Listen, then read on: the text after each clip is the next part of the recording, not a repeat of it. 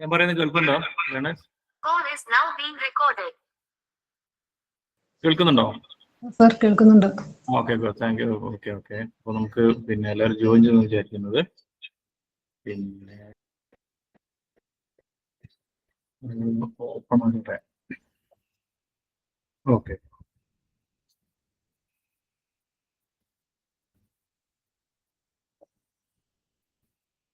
നമുക്കിന്ന് പറയാനുള്ളത്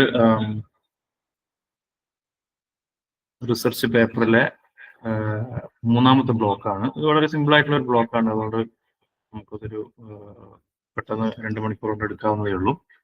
10 മണി വരെ സമയമുണ്ട്.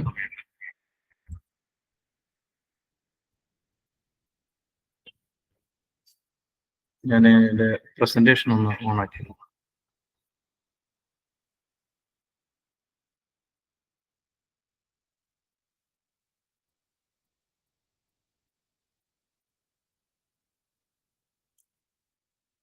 അപ്പൊ നിങ്ങൾക്ക് സ്ക്രീന് കാണാമോ?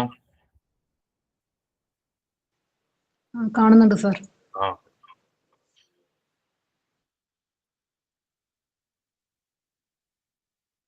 ലാസ്റ്റ് നിമിഷം തിരക്കപ്പെട്ട് ചെയ്തതുകൊണ്ട് സിസ്റ്റം ഒന്ന് ഹാങ് ആയിപ്പോയി. അതാണ് താമസമായത്.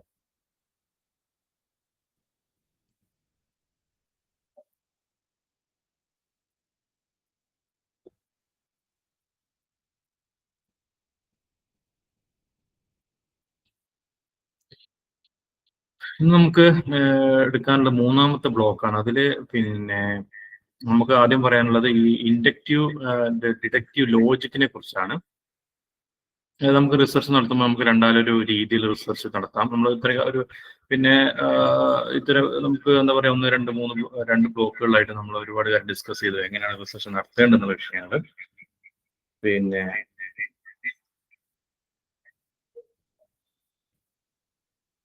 അപ്പോൾ ഇനിയിപ്പോ നമുക്ക് സംസാരിക്കാനുള്ളത് പിന്നെ നമ്മൾ എങ്ങനെയാണ് ഒരു വിഷയത്തെ അപ്രോച്ച് ചെയ്യേണ്ടത്. ഒരു വിഷയത്തെ കുറിച്ച് പഠിക്കുമ്പോൾ നമ്മൾ അതിനകത്ത് 2 രീതി നമുക്ക് അതിനെ അപ്രോച്ച് ചെയ്യാം. അപ്പോൾ ഏത് രീതിയിലാണ് പഠിക്കേണ്ടത് എന്നുള്ള 2 തരം അപ്രോച്ചുകൾ ഇതിൽ വളരെ ഇമ്പോർട്ടൻ്റ് ആണ്. നമ്മളതാണ് പറയാൻ പോകുന്നത്. അതാണ് ആ 2 അപ്രോച്ചുകളാണ് പൊതുവെ സോഷ്യൽ സയൻസിൽ ഉപയോഗിക്കപ്പെടുന്ന. ഇതാണ് നമ്മുടെ മൂന്നാമത്തെ പിന്നെ ബ്ലോക്ക്. മൂന്നാമത്തെ ബ്ലോക്കിലെ 1ാമത്തെ യൂണിറ്റ് ആണ് ഡിഡക്ഷൻ ആൻഡ് ഇൻഡക്ഷൻ എന്നുള്ളത്. ഓക്കെ, ക്ലിയർ ആണല്ലോ അല്ലേ? ഇപ്പൊ ക്ലിയർ ആണല്ലോ? ഞാനതൊന്നും കൂടി ഈ സ്ക്രീന് വലുതാക്കാം. ഓക്കെ,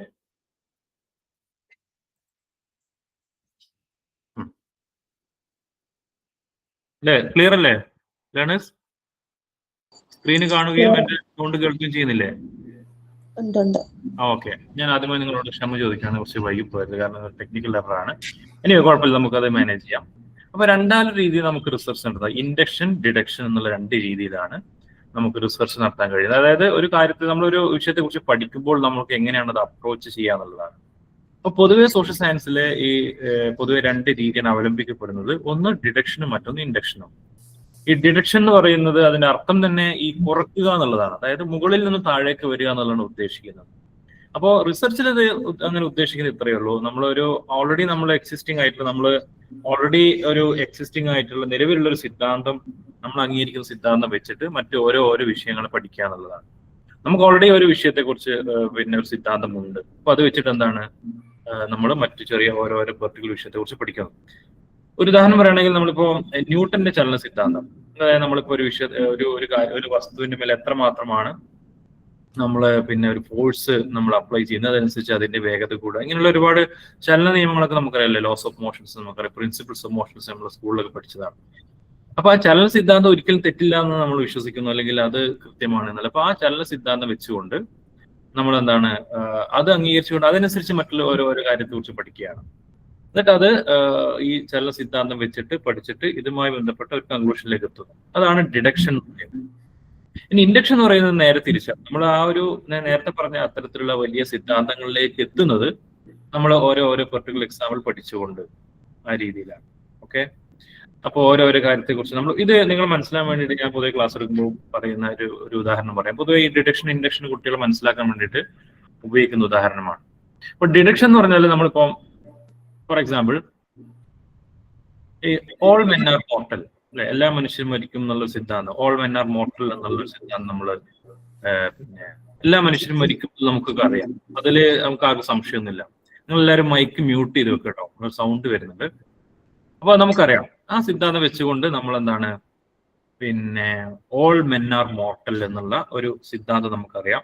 അപ്പൊ പിന്നെ അത് ലോജിക്കലി കറക്റ്റ് ആണെങ്കിൽ അതായിട്ട് നമ്മൾ നോക്കുന്ന അടുത്ത ഒരു ലോജിക്കലായിട്ട് ഇപ്പോ എന്താണ് ഒരു ഉദാഹരണം, രാജു ഇസ് എ മാൻ അല്ലെങ്കിൽ രാധ ഇസ് എ വിമൺ അല്ലെങ്കിൽ മാൻ, അവര് മനുഷ്യരാണ് എന്ന് നമുക്ക് അടുത്ത പ്രപ്പോസിഷൻ വെക്കുന്നു. അങ്ങനെയാണെങ്കിൽ ഇത് രണ്ടും ലോജിക്കലി കൃത്യമാണെങ്കിൽ മൂന്നാമത് നമ്മൾ കൺക്ലൂഷനിലേക്ക് എത്തുന്നത് എന്താണ്, രാജു ഇസ് മോർട്ടൽ അല്ലെങ്കിൽ രാധ ഇസ് മോർട്ടൽ എന്ന സിദ്ധാന്തം ശരിയായിരിക്കും. അപ്പൊ നമ്മൾ ഫസ്റ്റ് പറഞ്ഞത് ഇവിടെ 3 പ്രിമൈസ് പറഞ്ഞു, 3 പിന്നെ സ്റ്റേറ്റ്മെന്റുകൾ നമ്മൾ പറഞ്ഞു. ഓൾ മെൻ ആർ മോർട്ടൽ, അത് സത്യമാണ് എന്ന് നമുക്ക് ഉറപ്പാണ്. അപ്പൊ അത് സത്യമാണെങ്കിൽ അതുപോലെ അടുത്ത പിന്നെ സ്റ്റേറ്റ്മെന്റ്, അതായത് രാജു ഇസ് എ മാൻ, അതും സത്യമാണെങ്കിൽ ലോജിക്കലി ഞാൻ പറഞ്ഞ മൂന്നാമത്തെ കാര്യം കൺക്ലൂഷൻ കൃത്യമായിരിക്കും, രാജുവും മരിക്കുമെന്ന്. അപ്പൊ ഒരു വലിയ സിദ്ധാന്തത്തിൽ നിന്നും നമ്മൾ ചെറിയ ചെറിയ കാര്യത്തെക്കുറിച്ച് കൺക്ലൂഷനിലേക്ക് എത്തുകയാണ്. അതാണ് ഡിഡക്ഷൻ എന്ന് പറയുന്നത്. ഇൻഡക്ഷൻ എന്ന് പറയുന്നത് നമ്മൾ എന്താണ്, ഓരോരോ വിഷയത്തെക്കുറിച്ച് പെർട്ടിക്കുലർ ABC അങ്ങനത്തെ ഒരു വിഷയത്തെക്കുറിച്ച് പഠനം നടത്തുന്നു. എന്നിട്ട് നമ്മൾ അതിനെക്കുറിച്ചുള്ള ഒരു കോമൺ പാറ്റേൺ കണ്ടെത്തുന്നു. എന്നിട്ട് നമ്മൾ അതിന്റെ ഒരു എന്താ പറയാ ഒരു തിയറിയിലേക്ക് നമ്മൾ എത്തുന്നു. അപ്പൊ ഇവിടുത്തെ ഉദാഹരണത്തിൽ നമ്മൾ നോക്കുമ്പോൾ രാജു ഈസ് മോർട്ടൽ, അവൻ മരിക്കുന്നതായി നമ്മൾ ഒബ്സർവ് ചെയ്യുന്നു. രാധ മരിക്കുന്നതായിട്ട് ഒബ്സർവ് ചെയ്യുന്നു. അങ്ങനെ ഓരോ മനുഷ്യൻ മരിക്കുന്നതായിട്ട് ഒബ്സർവ് ചെയ്യുന്നു. പിന്നെ എനിക്ക് മനസ്സിലായി ഇതിന്റെ ഒരു കോമൺ പാറ്റേൺ എന്ന് പറയുന്നത് ദേ ആർ ഓൾ മെൻ, അവരൊക്കെ മനുഷ്യരാണ് എന്ന് എനിക്ക് മനസ്സിലായി ഇതിങ്ങനെ ഞാൻ ഒബ്സർവ് ചെയ്ത് നോക്കുമ്പോൾ. അപ്പോൾ ഇത് അങ്ങനെയാണെങ്കിൽ ലോജിക്കലി കൃത്യമാണ്. അല്ലെങ്കിൽ മൂന്നാമത് ഞാൻ പറയുന്ന കൺക്ലൂഷൻ അത് ലോജിക്കലി കറക്റ്റ് ആണ്, അതായത് ഓൾ മെൻ ആർ മോർട്ടൽ എന്നുള്ളത്. എല്ലാ മനുഷ്യരും മരിക്കും. ഇപ്പൊ എല്ലാ മനുഷ്യരും മരിക്കും, ഓൾ മെൻ ആർ മോർട്ടൽ എന്നുള്ള സിദ്ധാന്തം എനിക്ക് എങ്ങനെ കിട്ടി? ഞാൻ ഇങ്ങനെ ഓരോ പെർട്ടിക്കുലർ എക്സാമ്പിൾ പരിശോധിച്ചപ്പോഴാണ് എനിക്ക് ആ കൺക്ലൂഷനിൽ എത്താൻ സാധിച്ചത്. അപ്പൊ ആ രീതിയിൽ ഒന്നുകിൽ ഇൻഡക്ഷൻ അല്ലെങ്കിൽ ഡിഡക്ഷൻ, ഈ രീതിയിൽ നമുക്ക് റിസർച്ച് നടത്താവുന്നതാണ്. അപ്പോൾ നമ്മുടെ പഠനത്തിന് എൻക്വയറിക്ക് ഡിഫറെന്റ് അപ്രോച്ചുകളുണ്ട്. അപ്പോൾ ഇൻഡക്റ്റീവ് റീസണിങ് നടത്താം, അതുപോലെ തന്നെ നമുക്ക് ഡിഡക്റ്റീവ് റീസണിങ് നടത്താം. ഇതൊക്കെ പൊതുവെ സോഷ്യൽ സയൻസിൽ ഉപയോഗിക്കപ്പെടുന്ന മെത്തേഡുകളാണ്. അപ്പോൾ ഇവിടെ നിങ്ങൾ നോക്കൂ, ഇൻഡക്ഷൻ കൊണ്ട് ഉദ്ദേശിക്കുന്നത് അതായത് പെർട്ടിക്കുലർ ടു ജനറൽ, അതാണ് ഇൻഡക്ഷൻ എന്ന് പറയുന്നത്. ഓരോ വിഷയത്തെക്കുറിച്ച് നമ്മൾ സ്പെസിഫിക് ഒബ്സർവേഷൻ നടത്തിയിട്ട് നമ്മളൊരു പാറ്റേൺ കണ്ടെത്തുന്നു. എന്നിട്ട് നമ്മൾ ഒരു കൺക്ലൂഷനിലേക്ക് എത്തും, ജനറൽ പ്രിൻസിപ്പിൾസിലേക്ക് എത്തുന്നു. അപ്പൊ നമ്മൾ സിദ്ധാന്തങ്ങൾ ജനറൽ പ്രിൻസിപ്പിൾസിലേക്ക് എത്തുന്നത് ഇങ്ങനെ എന്താണ് ഇത്തരത്തിലുള്ള നമ്മൾ ഒബ്സർവേഷൻ അതിന്റെ പാറ്റേൺ കണ്ടെത്തിയിട്ട് അതിനാണ് കൺക്ലൂഷനിലേക്ക് എത്തുന്നത്. ഇപ്പം എന്താണ് ഐസക് ന്യൂട്ടൻ, അദ്ദേഹത്തിന് മുമ്പിൽ ഒരു ആപ്പിൾ വീണു. അങ്ങനെ നോക്കുമ്പോൾ പലതും അങ്ങനെ വീഴുന്നുണ്ട്. അപ്പൊ അങ്ങനെ ഓരോ വസ്തുക്കളെ കുറിച്ച് എന്തുകൊണ്ട് ഇതൊക്കെ താഴേക്ക് പതിക്കുന്നത് എന്ന് പഠിച്ചപ്പോഴാണ് അദ്ദേഹത്തിന് ജനറൽ സിദ്ധാന്തത്തിലേക്ക് എത്താൻ സാധിച്ചത്. ഭൂമിയുടെ ഗ്രാവിറ്റേഷൻ ഫോഴ്സ് അനുസരിച്ചാണ് വസ്തുക്കൾ താഴേക്ക് പതിക്കുന്നത്, അതിലൊരു കാന്തിക ബലം കൊണ്ടാണ് എന്നാൽ ജനറൽ സിദ്ധാന്തത്തിലേക്ക് എത്തുകയാണ്. അപ്പൊ അങ്ങനെയാണ് നമ്മൾ സോഷ്യൽ സയൻസിലാണെങ്കിലും നാച്ചുറൽ സയൻസിലാണെങ്കിലും ഇങ്ങനെ ഓരോ പെർട്ടിക്കുലർ എക്സാമ്പിൾ ഒബ്സർവ് ചെയ്തുകൊണ്ട് അതിന്റെ പാറ്റേൺ മനസ്സിലാക്കിയിട്ട് നമ്മളൊരു ജനറൽ പ്രിൻസിപ്പിളിലേക്ക് എത്തുന്ന ഒരു രീതിയാണ് ഇൻഡക്ഷൻ എന്ന് പറയുന്നത്. അതിവിടെ പറയുന്നുണ്ട് അടുത്ത പാരഗ്രാഫില്. നമ്മളൊരു സിംഗിൾ കേസ് ഐഡന്റിഫൈ ചെയ്യുന്നു, എന്നിട്ട് അതിന്റെ റിലേഷൻഷിപ്പ് നമ്മൾ ഒബ്സർവ് ചെയ്യുന്നു, പിന്നെ നമ്മൾ ഒബ്സർവ് ചെയ്യുന്നു, നമ്മൾ അതിന്റെ റിലേഷൻഷിപ്പ് നമ്മൾ ഒബ്സർവ് ചെയ്യുന്നു. അങ്ങനെ പല കേസിലും ഈ റിലേഷൻഷിപ്പ് ഇങ്ങനെ റിപ്പീറ്റ് ചെയ്ത് വരുന്നുണ്ട്. അങ്ങനെ അവസാനം നമ്മൾ ഒരു ജനറൽ തിയറി ഡെവലപ്പ് ചെയ്യുന്നു. ഇതാണ് ഇൻഡക്ഷൻ എന്ന് പറയുന്നത്. നേരെ മറിച്ച് ഡിഡക്ഷൻ എന്ന് പറഞ്ഞാൽ അത് ഡിഡക്റ്റീവ് റീസണിങ് എന്ന് പറഞ്ഞാൽ it moves from general to specific. ജനറലായ ഒരു കാര്യം, ഒരു സിദ്ധാന്തം, ഒരു പ്രിൻസിപ്പിൾ നമ്മൾ അംഗീകരിക്കുന്ന ആ സിദ്ധാന്തത്തിൽ നിന്നും സ്പെസിഫിക് എക്സാമ്പിളിലേക്ക് നമ്മൾ മുകളിൽ നിന്ന് താഴേക്ക് ഇറങ്ങി ചെന്ന് പഠിക്കുന്നതാണ്. അപ്പൊ ഡിഡക്ഷൻ എന്ന് പറഞ്ഞാൽ എന്താണ്, തിയറി, നമ്മൾ തിയറികളെ അപ്ലൈ ചെയ്യുന്ന രീതിയാണല്ലോ. അപ്പോൾ ഓൾ മെൻ ആർ മോർട്ടൽ, എല്ലാ മനുഷ്യരും മരിക്കുന്ന സിദ്ധാന്തം നമ്മളിങ്ങനെ അപ്ലൈ ചെയ്ത് നോക്കുക. അത് ഈ തിയറി ഈ മനുഷ്യന് ബാധകമാണ്, ഈ മനുഷ്യന് ബാധകമാണ്. അപ്പൊ ഏതെങ്കിലും ഒരു മനുഷ്യന് ബാധകമല്ലെങ്കിൽ അർത്ഥം അവൻ മനുഷ്യനല്ല എന്നാണ്. ഓക്കെ, മനുഷ്യരാണെങ്കിൽ മരിക്കുന്ന സിദ്ധാന്തം കറക്റ്റ് ആണെങ്കിൽ അത് നമ്മൾ ഓരോരുത്തർ അപ്ലൈ ചെയ്ത് നോക്കുകയാണ്. നേരെ മറിച്ച് ഇൻഡക്ഷൻ എന്ന് പറഞ്ഞാലോ നമ്മൾ തിയറികൾ അല്ലെങ്കിൽ പുതിയ ഹൈപ്പോത്തിസിസ് ഡെവലപ്പ് ചെയ്യുകയാണ് ഇൻഡക്ഷനിലൂടെ ചെയ്യുന്നത്. പൊതുവെ സോഷ്യൽ സയൻസിലേക്ക് ഉപയോഗിക്കപ്പെടുന്ന മെത്തേഡ് എന്ന് പറയുന്നത് ഇൻഡക്റ്റീവ് റീസണിങ് തന്നെയാണ്. അപ്പൊ ഇൻഡക്റ്റീവ് റീസണിങ്ങിൽ നമ്മൾ തിയറി ഡെവലപ്പ് ചെയ്യാൻ ശ്രമിക്കുന്നു. ഡിഡക്റ്റീവ് റീസണിങ്ങിലോ നമ്മളൊരു തിയറി ടെസ്റ്റ് ചെയ്യാൻ ശ്രമിക്കുന്നു. അപ്പൊ ഈ രണ്ട് സ്ട്രാറ്റജികളും പൊതുവെ സോഷ്യൽ സയൻസിൽ ഉപയോഗിക്കപ്പെടാറുണ്ട്. ഇത് രണ്ടും ചിലപ്പോൾ കമ്പൈൻ ചെയ്യാറുമുണ്ട്. ഇൻഡക്റ്റീവ് ഡിഡക്റ്റീവ് ലോജിക്ക് കമ്പൈൻ ചെയ്യാറുമുണ്ട് എന്നാണ് പറയുന്നത്. അപ്പൊ ഇവിടെ നിങ്ങൾ SLMല് നോക്കുക, ഇവിടെ രണ്ട് രീതി. ഇൻഡക്റ്റീവ് ആയിട്ടുള്ള ലോജിക് ആണെങ്കിൽ നമ്മൾ സ്പെസിഫിക് ഒബ്സർവേഷൻ നടത്തുന്നു. നമ്മൾ പറഞ്ഞ ഉദാഹരണത്തിലാണെങ്കിൽ അത് രാജു മരിക്കുന്നു, രാധ മരിക്കുന്നു. അപ്പോൾ അതെനിക്ക് മനസ്സിലായി, എനിക്ക് ഒബ്സർവ് ചെയ്യാൻ സാധിച്ചു. അപ്പൊ അതിന്റെ ഒരു പാറ്റേൺ ഞാൻ മനസ്സിലാക്കി. എന്താണ് ദേ ആർ ഓൾ മെൻ, അവർക്ക് മനുഷ്യരാണ് എന്നുള്ളൊരു പാറ്റേൺ ഞാൻ മനസ്സിലാക്കി. അങ്ങനെ ഞാൻ ഒരു കൺക്ലൂഷനിലെത്തി. അപ്പൊ എനിക്ക് മനസ്സിലായി എല്ലാ മനുഷ്യരും മരിക്കും എന്നുള്ളത് ഒരു സത്യമാണ് എന്ന് എനിക്ക് മനസ്സിലായി. ഇപ്പൊ നേരത്തെ ഡിഡക്റ്റീവ് ആണെങ്കിലോ, നമ്മളൊരു എക്സിസ്റ്റിംഗ് തിയറി ഉണ്ട് നമ്മുടെ കയ്യിൽ, എല്ലാ മനുഷ്യരും മരിക്കും, ഓൾ മെൻ ആർ മോർട്ടൽ എന്നുള്ളത്. അപ്പൊ ഞാനൊരു ഹൈപ്പോത്തീസ് ഉണ്ടാക്കുന്നു, അങ്ങനെ ഈ മനുഷ്യരെല്ലാം ആ മനുഷ്യരൊക്കെ മരിക്കും എന്ന സിദ്ധാന്തം, ഒരു ഹൈപ്പോത്തീസ്, അനുമാനം. എന്നിട്ട് ഞാൻ ഡാറ്റ കളക്ട് ചെയ്യുന്നു ഓരോ മനുഷ്യരെ കുറിച്ച്. ഞാൻ ഇങ്ങനെ പഠിച്ചു നോക്കുമ്പോൾ എല്ലാവരും മരിക്കുന്നു എന്ന് എനിക്ക് ഡാറ്റ ഫീൽഡ് വർക്ക് നടത്തിയപ്പോൾ എല്ലാവരും മരിക്കുന്നുണ്ട് എന്ന് എനിക്ക് മനസ്സിലായി. ആ ഡാറ്റ ഞാൻ അനലൈസ് ചെയ്തു, ഇവരൊക്കെ മനുഷ്യരാണ് എന്നും എനിക്ക് മനസ്സിലായി. അപ്പോൾ എനിക്ക് എന്താണ്, എല്ലാ മനുഷ്യരും മരിക്കുമോ മരിക്കില്ലോ എന്നൊക്കെ എനിക്ക് ആ ഒരു ഹൈപ്പോത്തസിസ് ഞാൻ മുന്നോട്ട് വെച്ച അനുമാനം റിജക്ട് ചെയ്യാനോ അക്സെപ്റ്റ് ചെയ്യാനോ കഴിയും. അപ്പൊ ഈ രീതിയിലാണ് ഇൻഡക്റ്റീവ് ഡിഡക്റ്റീവ് ആയ രീതിയിൽ നമ്മൾ പഠനം നടത്തുന്നത്. അപ്പൊ വിശദമായിട്ട് ഇൻഡക്റ്റീവ് റീസണിങ്ങിനെ കുറിച്ച് വിശദമായിട്ട് സംസാരിക്കുകയാണ്. അപ്പോ നിലവിൽ ഒരു സിദ്ധാന്തവും ഇല്ലെങ്കിൽ, ഒരു വിഷയത്തെക്കുറിച്ച് ഒരു സിദ്ധാന്തവും ഇല്ലെങ്കിൽ, പിന്നെ ഏറ്റവും നല്ലത് അവിടെ ഇൻഡക്റ്റീവ് റിസർച്ച് നടത്തുന്നതാണ്. ഓക്കെ, ഒരു സിദ്ധാന്തം നമുക്ക് ടെസ്റ്റ് ചെയ്യാനില്ലെങ്കിൽ പിന്നെ ഏറ്റവും നല്ലത് അതിന് നിങ്ങൾ പറ്റുമെങ്കിൽ ഈ ഞാനിപ്പോൾ ഷെയർ ചെയ്ത ലിങ്ക് പറ്റുമെങ്കിൽ എല്ലാ ഗ്രൂപ്പിലേക്കൊന്നും ഷെയർ ചെയ്ത് കൊടുക്കുക. അവർക്ക് നിങ്ങൾ പരിചയമുള്ള ഏത് ഗ്രൂപ്പ് ആണെങ്കിലും ഒന്ന് അയച്ചു കൊടുക്കുക, അവരോട് ജോയിൻ ചെയ്യാൻ പറയാം. ഓക്കെ, അപ്പൊ ഞാൻ നിങ്ങൾക്ക് ആണിപ്പോ ഒരു MA സോഷ്യോളജി എന്നുള്ള ടീം MA ആ ഒരു ഗ്രൂപ്പിലാണ് അയച്ചിട്ടുള്ളത്. എന്തായാലും അവർക്കൊക്കെ റെക്കോർഡ് അയച്ചു കൊടുക്കുന്നതാണ്, പ്രശ്നമല്ല. ഇതേ ക്ലാസ്സിന് റെക്കോർഡ് ചെയ്യുന്നുണ്ട്, അവർക്കത് അയച്ചു കൊടുക്കും. ക്ലാസ്സിൽ പങ്കെടുക്കാത്തവർക്കൊക്കെ ഗ്രൂപ്പിലൊക്കെ അത് ഷെയർ ചെയ്ത് കൊടുക്കും. അപ്പം ഒരു വിഷയത്തെക്കുറിച്ച് ഒരു സിദ്ധാന്തവും ഇല്ലെങ്കിൽ അപ്പൊ ഏറ്റവും നല്ലത് അതിനെക്കുറിച്ച് ഇൻഡക്റ്റീവ് റിസർച്ച് നടത്തുന്നതാണ്. അപ്പോൾ ഇൻഡക്റ്റീവ് റീസണിങ് എന്ന് പറയുമ്പോൾ അതിനകത്ത് വരുന്ന 3 കാറ്റഗറി എന്ന് പറയുന്നത്, ഒന്ന് ഒബ്സർവേഷൻ, നമ്മൾ വിഷയത്തെക്കുറിച്ച് ഒബ്സർവ് ചെയ്യുന്നു, എന്നിട്ട് ഒരു പാറ്റേൺ നമ്മൾ ഒബ്സർവ് ചെയ്യുന്നു, എന്നിട്ട് നമ്മൾ എന്താണ് ഒരു തിയറി ഡെവലപ്പ് ചെയ്യുന്നത്. പറഞ്ഞതാണ്, ഇതിൽ കൂടുതൽ വിശദീകരിക്കേണ്ട ആവശ്യമില്ല. ഇതിൽ തന്നെ നമുക്ക് ഇൻഡക്റ്റീവ് ആയിട്ടുള്ള പല ടൈപ്സുകളുണ്ട്. ഒന്ന് ഇൻഡക്റ്റീവ് ജനറലൈസേഷൻ, അതായത് നമ്മൾ ചില വിഷയത്തെക്കുറിച്ച് ഒബ്സർവേഷൻ നടത്തിയിട്ട് ഒരു സാമ്പിളിനെ കുറിച്ച് പഠിച്ചിട്ട് നമ്മൾ എന്ത് ചെയ്യുന്നു, അത് വെച്ചിട്ട് മറ്റു പോപ്പുലേഷൻ അത് ബാധകമാണ് എന്നുള്ള രീതിയിൽ ജനറലൈസ് ചെയ്യുന്നു. ഓക്കെ, ഇപ്പൊ ഒരു സാമ്പിൾ ഞാനിപ്പോ എന്താണ് കോളേജ് സ്റ്റുഡൻസിനെ കുറിച്ചാണ് പഠിക്കുന്നത്, അവർക്കിടയിലുള്ള പ്രശ്നങ്ങൾ, അവർക്കിടയിലുള്ള ഈ പറഞ്ഞ ഡ്രോപ്പ് ഔട്ട് അല്ലെങ്കിൽ വിദേശത്തേക്കുള്ള അവരുടെ കൊഴിഞ്ഞുപോക്കിനെ കുറിച്ച്. അപ്പൊ അതിനുവേണ്ടി ഞാൻ എന്താ വെച്ചാൽ ഒരു കോളേജ് സെലക്ട് ചെയ്ത് അതിലൊരു ക്ലാസ് സെലക്ട് ചെയ്യാം. അപ്പൊ ആ ഒരു ക്ലാസ്സിലെ കുട്ടികളെ വെച്ചുകൊണ്ട് ഞാൻ മൊത്തത്തിൽ കേരളത്തിലെ കോളേജ് വിദ്യാർത്ഥികൾ ഇങ്ങനെയാണ് എന്ന രീതിയിൽ എനിക്ക് ജനറലൈസ് ചെയ്യുന്നു. അതാണ് ഒന്ന് ഇൻഡക്റ്റീവ് ജനറലൈസേഷൻ. മറ്റൊരു സ്റ്റാറ്റിസ്റ്റിക്കൽ ജനറലൈസേഷൻ, അതായത് ചില നമ്പർ വെച്ചിട്ട്, അതായത് നമ്പർ ഉദാഹരണം പറയുകയാണെങ്കിൽ ഞാൻ 100 പേരെ സെലക്ട് ചെയ്തു. ആ 100 പേര് എന്നുള്ളത് ആ നമ്പർ വെച്ചിട്ട് ഞാൻ എന്ത് ചെയ്തു, മൊത്തത്തിൽ ഈ സ്റ്റുഡൻസിനെ കുറിച്ച് അല്ലെങ്കിൽ ലേണേഴ്സിനെ കുറിച്ച് ഞാൻ ജനറലൈസ് ചെയ്യുന്നു. ഓക്കെ, അപ്പൊ ഞാൻ ശ്രീനാരായണഗുരു ഓപ്പൺ യൂണിവേഴ്സിറ്റി ലേണേഴ്സിന്റെ ഓൺലൈൻ ലേണിങ്ങിനെ കുറിച്ചാണ് പഠിക്കുന്നത്. അപ്പൊ ഇതില് നമുക്ക് 60,000-ഓളം ലേണേഴ്സ് ഉണ്ട്. അപ്പൊ അവരെ കുറിച്ച് മൊത്തം പഠിക്കാന്ന് പറയുന്നത് പോസിബിൾ അല്ല. അപ്പൊ ഞാൻ അതിൽ നിന്നൊരു 500 പേരെ സെലക്ട് ചെയ്യും. ഈ 500 പേരെ വെച്ചിട്ട് ഞാൻ 60,000 പേരെ കുറിച്ച് ജനറലൈസ് ചെയ്യും. അപ്പൊ അതാണ് സ്റ്റാറ്റിസ്റ്റിക്കൽ ജനറലൈസേഷൻ എന്ന് പറയുന്നത്. മറ്റൊന്ന് കോസൽ റീസണിങ്, കാര്യകാരണ ബന്ധം നമ്മൾ സ്ഥാപിക്കുക.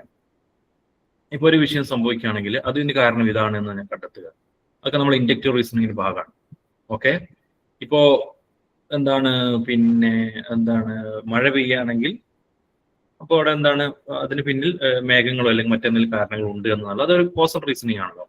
അല്ലെങ്കിൽ അവിടെ ഒരു തീ കത്തുകയാണെങ്കിൽ ആരോ തീ അത് കൊടുത്തതാണ് അല്ലെങ്കിൽ മറ്റെന്തെങ്കിലും കാരണം സംഭവിച്ചിട്ടുണ്ട്, അതിന് പിന്നിൽ ഒരു കോസ് ഉണ്ടാവും. അപ്പൊ ആ രീതിയിൽ ഏതൊരു കാരണം ഉണ്ടാകുമ്പോൾ അതിന് പിന്നിൽ കാര്യമുണ്ടാകുമ്പോൾ അതിന് പിന്നിലുള്ള കാരണത്തിലേക്ക് കണക്ട് ചെയ്യുന്ന ഒരു റീസണിങ്. അതുപോലെ സൈൻ റീസണിങ്, അതായത് ചില വസ്തുക്കൾ തമ്മിൽ കണക്ഷൻസ് നമ്മൾ മനസ്സിലാക്കുക.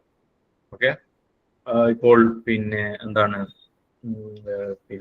Connections between different things. ഇപ്പോൾ കുട്ടികൾ, നമ്മൾ കേരളത്തിലെ കുട്ടികളുടെ ഞാൻ പറഞ്ഞ വിഷയം, കേരളത്തിലെ സ്റ്റുഡൻസിന്റെ അവരുടെ കോഴ്സ് സെലക്ഷനുമായി ബന്ധപ്പെട്ടാണെങ്കിൽ ഞാൻ എന്താണ് ഒരു സ്റ്റുഡൻസിന് മറ്റേത് ഗ്രൂപ്പുമായിട്ട് ഞാൻ ബന്ധപ്പെടുത്തുകയാണ്, അല്ലെങ്കിൽ വിദേശത്തുള്ള സ്റ്റുഡൻസുമായി നമ്മൾ കോറിലേഷൻ കണക്ഷൻസ് ഉണ്ടാക്കുന്നു. അപ്പൊ അങ്ങനെ നമ്മുടെ പഠനത്തിൽ നമ്മൾ എന്താണ് പരസ്പരം വിഷയങ്ങൾ തമ്മിൽ അല്ലെങ്കിൽ വസ്തുക്കൾ തമ്മിൽ നമ്മൾ കണക്ഷൻ കണ്ടെത്തുക എന്നുള്ളതുകൊണ്ട്. ഇനി മറ്റൊന്ന് അനലോജിക്കൽ റീസണിങ് എന്ന് ഉദ്ദേശിക്കുന്നത് നമ്മളൊരു വസ്തുവിനെ കുറിച്ച് പഠിക്കുമ്പോൾ ഇതേ രൂപത്തിലുള്ള ഇതേ സമാന സ്വഭാവമുള്ള മറ്റൊരു വസ്തുവുമായിട്ട് നമ്മൾ കണക്ട് ചെയ്തിട്ട് ഇതേ സ്വഭാവം തന്നെ ഇതിനുമുണ്ട് എന്ന് നമ്മൾ കണ്ടെത്തും. ഇതാണ് അനലോജിക്കൽ റീസണിങ്. അപ്പൊ ഇതൊക്കെ 1, 2, 3, 4, 5 ടൈപ്പ് ഓഫ് പിന്നെ ഇൻഡക്റ്റീവ് റീസണിങ് ഉണ്ട് എന്ന് പറയപ്പെടുന്നു. അപ്പൊ നമ്മൾ ഇൻഡക്റ്റീവ് റീസണിങ് നടത്തുമ്പോൾ ശ്രദ്ധിക്കേണ്ട 4 കണ്ടീഷൻസിനെ കുറിച്ച് പറയുന്നുണ്ട്. ഒന്ന്, നമ്മളുടെ ഒബ്സർവേഷൻ കൃത്യമായിരിക്കണം. നമ്മൾ ഒബ്സർവേഷൻ കൃത്യമായിട്ട് നമ്മൾ നടത്തിയിരിക്കണം. നമ്മൾ ഡാറ്റ റെക്കോർഡ് ചെയ്യണം. അത് നമ്മൾ കളക്ട് ചെയ്യുന്ന ഡാറ്റ നമ്മളെ റെക്കോർഡിംഗ് ഒക്കെ കൃത്യമായിരിക്കണം, അക്യുറേറ്റ് ആയിരിക്കണം. അതുപോലെ തന്നെ നമ്മൾ വിഷയത്തെക്കുറിച്ച് പഠിക്കുമ്പോൾ അതിൽ ഞാൻ നേരത്തെ പറഞ്ഞ പോലെ തന്നെ ഒരു 1000 പേരെ പഠിക്കാൻ ബുദ്ധിമുട്ടാണ്. നമ്മൾ സെലക്ട് ചെയ്യുന്നു, സാമ്പിൾസ് സെലക്ട് ചെയ്യുന്നു. 1000 പേരെ റെപ്രസെന്റ് ചെയ്യുന്ന 100 പേര്. അപ്പൊ നമ്മളങ്ങനെ സെലക്ട് ചെയ്യുമ്പോൾ നമ്മൾ സെലക്ട് ചെയ്യുന്ന 100 പേര് ഈ 1000 പേരെ റെപ്രസെന്റ് ചെയ്യുന്നതായിരിക്കാം. ഓക്കെ, ഇപ്പോൾ ഞാൻ പഠിക്കുന്നത് ശ്രീനാരായണ ഗുരു ഓപ്പൺ യൂണിവേഴ്സിറ്റിയിലെ ലേണേഴ്സ് ആണെങ്കിൽ ശ്രീനാരായണ ഗുരു ഓപ്പൺ യൂണിവേഴ്സിറ്റി ലേണേഴ്സ് ആണ് എന്റെ പോപ്പുലേഷൻ, ഞാൻ പഠിക്കാൻ ആഗ്രഹിക്കുന്ന സമൂഹം. പക്ഷെ അവരെ കുറിച്ച് മൊത്തം പഠിക്കാന്ന് പറയുന്നത് പോസിബിൾ അല്ല. അപ്പൊ ഞാൻ എന്ത് ചെയ്യുന്നു, അവരിൽ നിന്ന് 100 പേരെ സെലക്ട് ചെയ്യുന്നു. അതാണ് എന്റെ സാമ്പിൾ. അപ്പൊ നമ്മൾ സെലക്ട് ചെയ്യുന്ന സാമ്പിൾ ഈ പറഞ്ഞ പോപ്പുലേഷനെ റെപ്രസെന്റ് ചെയ്യുന്നതായിരിക്കാം. പല കാര്യങ്ങൾ നമ്മൾ ശ്രദ്ധിക്കേണ്ടതാണ്. ഇപ്പോൾ ഞാൻ സെലക്ട് ചെയ്തവര് പിന്നെ പുരുഷന്മാർ മാത്രമേ ഉള്ളൂ. അങ്ങനെയാകുമ്പോൾ അത് റെപ്രസെന്റ് ചെയ്യുന്നില്ല, കാരണം അതിൽ ഒരുപാട് സ്ത്രീകളുണ്ട്. അപ്പൊ ഞാൻ സെലക്ട് ചെയ്യുന്ന സാമ്പിൾസിൽ ഈ പറഞ്ഞ പോപ്പുലേഷനെ മുഴുവൻ റെപ്രസെന്റ് ചെയ്യുന്നുണ്ടോ എന്നുള്ള കാര്യം ഞാൻ പരിശോധിക്കുന്നതാണ്. ഓക്കെ, ഇവിടെ ഒരു ഉദാഹരണം പറയുന്നുണ്ട്. നമ്മൾ ഈ ബാങ്ക് ഉദ്യോഗസ്ഥരുള്ള അവരുടെ ജോബ് സാറ്റിസ്ഫാക്ഷനെ കുറിച്ച് പഠിക്കുകയാണെങ്കിൽ, അപ്പോൾ ബാങ്ക് എക്സിക്യൂട്ടീവ്സ് ആണ് ഇവിടെ പോപ്പുലേഷൻ, നമ്മുടെ യൂണിവേഴ്സ്. അതിൽ നിന്ന് നമ്മൾ എന്താണെന്ന് വെച്ചാൽ കുറച്ച് പിന്നെ സാമ്പിൾസ് സെലക്ട് ചെയ്യുന്നു. അപ്പൊ ഇതിൽ കൃത്യമായിട്ട് നമ്മളുടെ ആരെക്കുറിച്ചാണ് പഠിക്കുന്നത് അവർ കൃത്യമായിട്ട് നമ്മൾ സെലക്ട് ചെയ്യുന്ന സാമ്പിൾസിൽ റെപ്രസെന്റ് ചെയ്യപ്പെടണം എന്നുള്ളതാണ്. ഓക്കെ, അതുപോലെ നമ്മൾ ഒബ്സർവ് ചെയ്യുന്ന നമ്പർ, അത് ഒരു എന്താ പറയാ, ഏതൊരു വിഷയത്തെ കുറിച്ചാണ് പഠിക്കുന്നത് അതുമായി ബന്ധപ്പെട്ട ഒരു അഡിക്വേറ്റ് നമ്പർ തന്നെ സെലക്ട് ചെയ്യണം. ഇപ്പോൾ 1000 പേരെ കുറിച്ച് പഠിക്കുമ്പോൾ ഞാനത് 2 പേരെ സെലക്ട് ചെയ്യാന്ന് പറയുന്നത് ശരിയല്ല. നമ്പർ കൃത്യം എന്ന് പറയുമ്പോൾ ഒരു 1000 പേരെ കുറിച്ച് പഠിക്കും മിനിമം 100 പേരെങ്കിലും ഉണ്ടായിരിക്കേണ്ടത് സെലക്ട് ചെയ്യുന്ന സാമ്പിൾസ്. ഇനി 1,00,000 പേരെ കുറിച്ചാണ് പഠിക്കുന്നതിൽ മിനിമം ഒരു 1000 പേരെങ്കിലും നമ്മൾ എന്ത് ചെയ്യണം, സെലക്ട് ചെയ്തിരിക്കണം എന്നുള്ളതാണ്. നേരെ മറിച്ച് നമ്മുടെ ക്ലാസ്സിൽ ഒരു 50 പേരെ ഉള്ളൂ എങ്കിൽ നമുക്ക് വേണമെങ്കിൽ ഒരു 10 പേരെ സെലക്ട് ചെയ്താൽ മതി. ഇപ്പം നമ്മൾ സെലക്ട് ചെയ്യുന്ന ആ നമ്പർ, എത്ര ആളുകളാണ് സെലക്ട് ചെയ്യുന്നത് എന്നുള്ളത് അത് ഓരോ കോൺടാക്ട്സ് അനുസരിച്ച് പഠനത്തിനനുസരിച്ച് തീരുമാനിക്കേണ്ടതാണ്. പക്ഷെ അത് തീരെ കുറഞ്ഞു പോകാൻ പാടില്ല, തീരെ കൂടാൻ പാടില്ല. കൂടുമ്പോൾ അത്ര സമയം എടുക്കും, ഒരുപാട് റിസ്ക് ആണ്. അപ്പം പറ്റേ കുറഞ്ഞു പോകാൻ പാടില്ല. അപ്പൊ ഏത് നമ്പറാണ് എന്നുള്ളത് കൃത്യമായി നമ്മൾ തീരുമാനം എടുക്കും. അതുപോലെ തന്നെ നമ്മളൊരു വിഷയത്തെ കുറിച്ച് പഠിക്കുമ്പോൾ നമ്മളൊരു കൺക്ലൂഡ് ചെയ്യുമ്പോൾ നമുക്ക് കിട്ടുന്ന ആ ഒരു ഇൻഫറൻസസ്, നമ്മുടെ നമുക്ക് കിട്ടുന്ന കണ്ടെത്തലുകൾ, അത് അടിസ്ഥാനത്തിലായിരിക്കും നമ്മൾ കൺക്ലൂഷൻസ് വരേണ്ടത്. ഓക്കെ, ഉദാഹരണം പറയുകയാണെങ്കിൽ ഞാൻ പഠിക്കുന്നത് ശ്രീനാരായണ ഗുരു ഓപ്പൺ യൂണിവേഴ്സിറ്റി വിദ്യാർത്ഥികളെ കുറിച്ചാണെങ്കിൽ അവരിൽ നിന്ന് ഞാൻ സാമ്പിൾസ് സെലക്ട് ചെയ്യുന്നു, എന്നിട്ട് ഞാൻ പഠനം നടത്തുന്നു. എന്നിട്ട് അത് മൊത്തം ശ്രീനാരായണ ഗുരു ഓപ്പൺ യൂണിവേഴ്സിറ്റി ലേണേഴ്സിന്റെ ഒരു സ്വഭാവം എങ്ങനെയാണെന്ന രീതിയിൽ ഞാൻ ജനറലൈസ് ചെയ്യുന്നു. അതൊക്കെ അത് മനസ്സിലാക്കാം. പക്ഷേ ഇതേ കൺക്ലൂഷൻ വെച്ചിട്ട് ഞാൻ മറ്റ് കേരളത്തിലുള്ള റെഗുലർ കോളേജിലെ കുട്ടികൾ ഇങ്ങനെയാണെന്ന് പറയാൻ പറ്റില്ലല്ലോ. അപ്പോൾ നമ്മളെ ജനറലൈസേഷൻ എന്ന് പറയുന്നത് അത് നടത്തുമ്പോൾ കൃത്യമായിട്ട് നമ്മൾ എന്തിനെ കുറിച്ചാണോ പഠിക്കുന്നത് അതുമായിട്ടേ നമുക്ക് ജനറലൈസ് ചെയ്യാൻ പറ്റുകയുള്ളൂ. ഇനി ഇൻഡക്ഷന്റെ രണ്ട് ടൈപ്പിനെ കുറിച്ച് പറയും. തിയോഡേഴ്സൺ അദ്ദേഹത്തിന്റെ അവരുടെ അഭിപ്രായത്തിൽ 2 തരം ഇൻഡക്ഷൻ ഉണ്ട്. ഒന്ന് എന്യൂമറേറ്റീവ് ഇൻഡക്ഷൻ, മറ്റൊന്ന് അനലിറ്റിക് ഇൻഡക്ഷൻ. എന്യൂമറേറ്റീവ് എന്ന് പറയുമ്പോൾ ഇതാണുള്ളൂ, നമ്മൾ ജനറലൈസ് ചെയ്യുന്നത്, നമ്മൾ സാമാന്യവൽക്കരിക്കുന്നത് സാമ്പിൾസിൽ നിന്നാണ്. അപ്പൊ നമ്മൾ എന്താ വെച്ചാൽ ആ സാമ്പിൾസ് വെച്ചിട്ട് നമ്മളെ ആരുടെ സാമ്പിളാണോ എടുക്കുന്നത് അവരോട് നമ്മൾ ജനറലൈസ് ചെയ്യുന്നത്. നേരത്തെ പറഞ്ഞ പോലെ തന്നെ ഞാൻ ശ്രീനാരായണ ഗുരു ഓപ്പൺ യൂണിവേഴ്സിറ്റി വിദ്യാർത്ഥികൾ 60,000 ലേണേഴ്സ് ഉണ്ട്. അതിൽ നിന്ന് ഞാൻ 1000 പേരെ സെലക്ട് ചെയ്ത് പഠിക്കുകയാണ്. അപ്പൊ ഈ 1000 പേരെ വെച്ചിട്ട് ഞാൻ എന്ത് ചെയ്യുന്നു, ബാക്കി 60,000 ലേണേഴ്സിലേക്ക് അങ്ങനെ ഞാൻ ഒരു ജനറലൈസ് ചെയ്യുന്നു. സാമ്പിൾസ് എന്നാണ് ജനറലൈസ് ചെയ്യുന്നത്. ഇനി മറ്റൊന്നാണ് അനലിറ്റിക് ഇൻഡക്ഷൻ. ഇവിടെ ഞാൻ ചെയ്യുന്നത് സാമ്പിൾസ് എടുക്കുന്നില്ല. അപ്പൊ 60,000 ലേണേഴ്സിൽ നിന്ന് ഞാൻ 1000 ലേണേഴ്സ് ആ രീതിയിൽ എടുക്കുന്നില്ല. മറിച്ച് ഞാൻ ഓരോ കേസ് എടുത്ത് പഠിക്കുകയാണ്. ഞാനൊരു സ്ഥലത്ത് വന്നു, ഇപ്പോൾ ഞാൻ പെരിന്തൽമണ്ണ വന്നു, അവിടുത്തെ ലേണേഴ്സിനെ കുറിച്ച് പഠിച്ചു. പിന്നെ ഞാൻ കണ്ണൂർ പോയി, അവിടുത്തെ ലേണേഴ്സിനെ കുറിച്ച് പഠിച്ചു. പിന്നെ ഞാൻ കൊല്ലത്ത് വന്നു. അങ്ങനെ ഒരു കേസ് ബൈ കേസ് ആയിട്ട് പഠിക്കുക. എന്നിട്ട് അതിന്റെ ഫീച്ചേഴ്സിനെ കുറിച്ച് പഠിച്ചിട്ട് എന്ത് ചെയ്യുക, അനലൈസ് നടത്തുക. അതാണ് അനലിറ്റിക് ഇൻഡക്ഷൻ എന്ന് പറയുന്നത്. മറ്റൊരു സ്കോളർ, ക്രസ്സി എന്ന് പറയുന്ന സ്കോളർ, ഇതിന്റെ സ്റ്റെപ്പ് ബൈ സ്റ്റെപ്പ് പ്രൊസീജിയർ പറയുന്നത്. ഇത് എത്രയേ ഉള്ളൂ, വളരെ സിമ്പിൾ ആണ്. നമ്മൾ ആദ്യം എന്തിനെ കുറിച്ചാണ് പഠിക്കുന്നത് ആ ഒരു ഫിനോമിനൻ ഡിഫൈൻ ചെയ്യുക. ഇപ്പോൾ ശ്രീനാരായണ ഗുരു ഓപ്പൺ യൂണിവേഴ്സിറ്റിയിലെ വിദ്യാർത്ഥികൾ ഓൺലൈൻ ലേണിംഗിലൂടെ അവർക്ക് കിട്ടുന്ന പഠനത്തിൽ മാറ്റമുണ്ടോ എന്നാണ് പഠിക്കുന്നതെങ്കിൽ അപ്പൊ എന്താണ് നമ്മൾ പഠിക്കുന്നത് അത് ഡിഫൈൻ ചെയ്യുക. എന്നിട്ട് ഒരു ഹൈപ്പോത്തിസിസ് ഉണ്ടാക്കുക. അതായത് ഹൈപ്പോത്തിസിസ് എന്ന് പറയുന്ന ഒരു അനുമാനമാണ്. അപ്പൊ ഞാൻ പറയാണ്, ഓൺലൈൻ ലേണിംഗിലേക്ക് വന്നതിന് ശേഷം ശ്രീനാരായണ ഗുരു ഓപ്പൺ യൂണിവേഴ്സിറ്റിയിലെ വിദ്യാർത്ഥികളുടെ ലേണിംഗ് എഫക്റ്റീവ് ആവുന്നുണ്ട്. അങ്ങനെ 2 ഹൈപ്പോത്തിസിസ് പൊതുവെ ഉണ്ടാകും. അപ്പോ എഫക്റ്റീവ് ആവുന്നുണ്ട് എന്നുള്ള ഒരു പോസിറ്റീവ് ആയിട്ടുള്ള ഒരു ഹൈപ്പോത്തീസിനെ പൊതുവെ പറയാം. അപ്പൊ നിങ്ങൾ അടുത്ത ബ്ലോക്കിൽ വിശദമായിട്ട് ഇത് പഠിക്കണ്ടോ? പിന്നെ ഓൾട്ടർനേറ്റീവ് ഹൈപ്പോത്തീസ് എന്ന് പറയും. ഇനി ഓൺലൈൻ ലേണിംഗ് അവരുടെ എഫക്റ്റീവ് ആയിട്ടുള്ള ലേണിംഗുമായിട്ട് ഒരു ബന്ധവുമില്ല, നെഗറ്റീവ് കോറിലേഷൻ സ്ഥാപിക്കുന്ന ഹൈപ്പോത്തീസ് ആണ് നൾ ഹൈപ്പോത്തസിസ്. അപ്പൊ പൊതുവെ ഈ H0 H1 എന്നുള്ള ഒരു കോഡ് നെയിമിലാണ് അത് പറയാ. H0 എന്ന് പറയുമ്പോൾ ഹൈപ്പോത്തസിസ് നൾ ഹൈപ്പോത്തസിസ് ആണ്, അതായത് നെഗറ്റീവ് കോറിലേഷൻ ഇല്ല, മറ്റൊന്ന് കോറിലേഷൻ ഉണ്ട്. അപ്പൊ പഠനത്തിന് ശേഷം ചിലപ്പോൾ നമ്മൾ നൾ ഹൈപ്പോത്തസിസ് റിജക്ട് ചെയ്യാം, സ്വീകരിക്കാം. ഏതാണ് നമുക്ക് ബോധ്യമാവുന്നത്? ഈ രണ്ട് ഹൈപ്പോത്തസിൽ ഏതെങ്കിലും ഒന്ന് സ്വീകരിക്കും. അപ്പൊ നമ്മൾ ഹൈപ്പോത്തസിസ് ഫോർമുലേറ്റ് ചെയ്യുന്നുണ്ടാക്കുന്നു, എന്നിട്ട് നമ്മളൊരു കേസ് എടുത്ത് പഠിക്കുന്നു, നമ്മളെ ഹൈപ്പോത്തസിസ് ശരിയാണോ തെറ്റാണോ എന്നുള്ളത്. ഇനി നമ്മളെ ഹൈപ്പോത്തസിസ് നമ്മളെ കണ്ടെത്തലുകളോട് യോജിക്കുന്നില്ലെങ്കിൽ നമ്മൾ ഒന്നുകിൽ ഹൈപ്പോത്തസിസ് ഒന്നുകൂടി റീഫോർമുലേറ്റ് ചെയ്യുക, അല്ലെങ്കിൽ നമ്മുടെ പ്രശ്നത്തെ ഒന്നുകൂടി ഒന്ന് റീഡിഫൈൻ ചെയ്യുക. എന്നിട്ട് വീണ്ടും നമ്മളൊരു സ്മോൾ നമ്പർ ഓഫ് കേസ് എടുത്ത് പഠിക്കുക. എന്നിട്ട് നമ്മളുടെ വീണ്ടും ഹൈപ്പോത്തസിസ് റീഫോർമുലേറ്റ് ചെയ്യുന്നു. എന്നിട്ട് ഈ പ്രൊസീജിയർ ഇങ്ങനെ കണ്ടിന്യൂ ചെയ്യുന്നു, ഓരോ കേസ് എടുത്തുകൊണ്ട്. എന്നിട്ട് ഇങ്ങനെ നമ്മൾ ആ ഒരു പ്രശ്നത്തെ വീണ്ടും ക്വസ്റ്റ്യൻ ഒന്നുകൂടി മാറ്റി വീണ്ടും ഹൈപ്പോത്തസിസ് റെഡിയാക്കി, എന്നിട്ട് ഒരു റിലേഷൻഷിപ്പ് കണ്ടെത്തുന്നവരെ, ഒരു റിലേഷൻഷിപ്പ് നമ്മളിലേക്ക് എത്തുന്നവരെ ഈ പ്രോസസ് തുടരുക. Okay.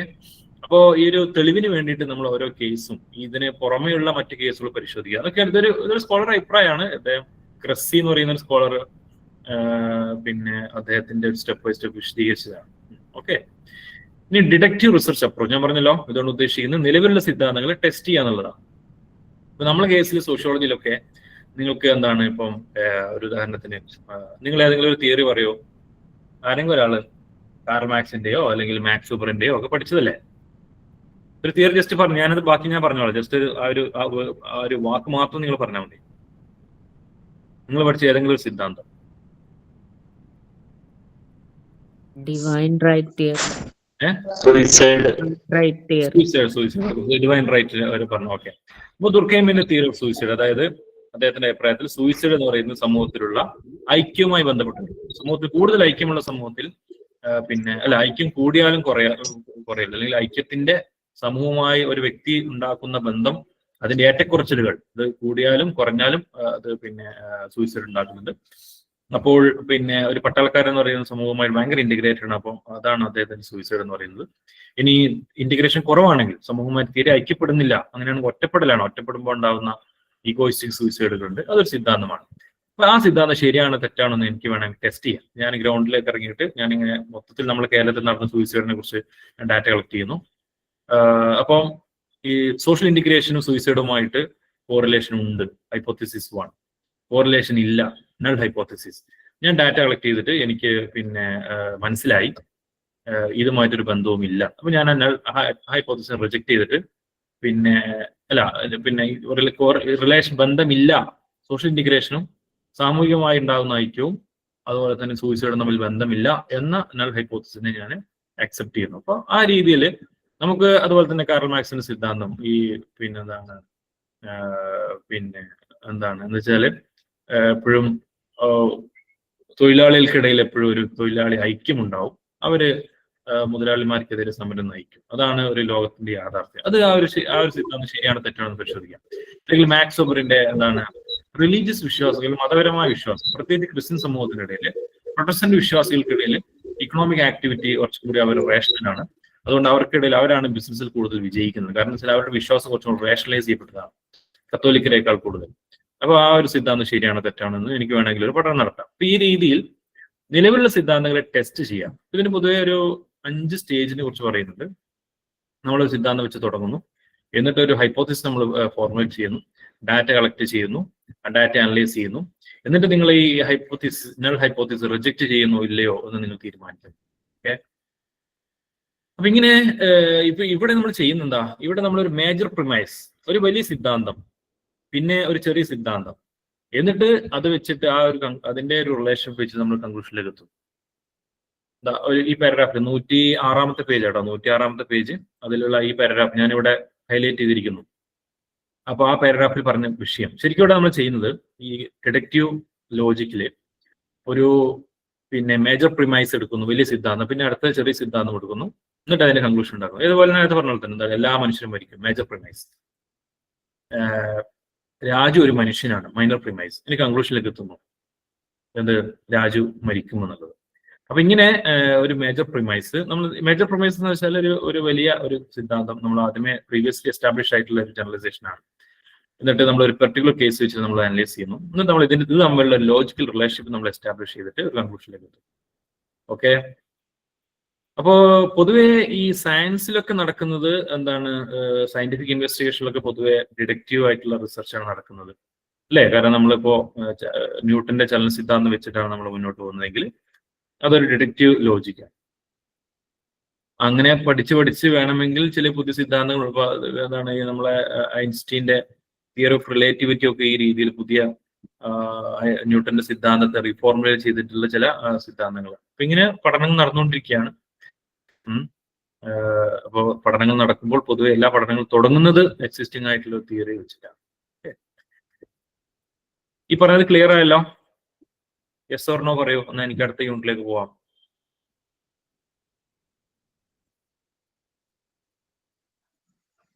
Okay. Yes. Thanks for response. Sir, analytic induction കുറിച്ചൊന്നും പറയാമോ? എങ്ങനെ?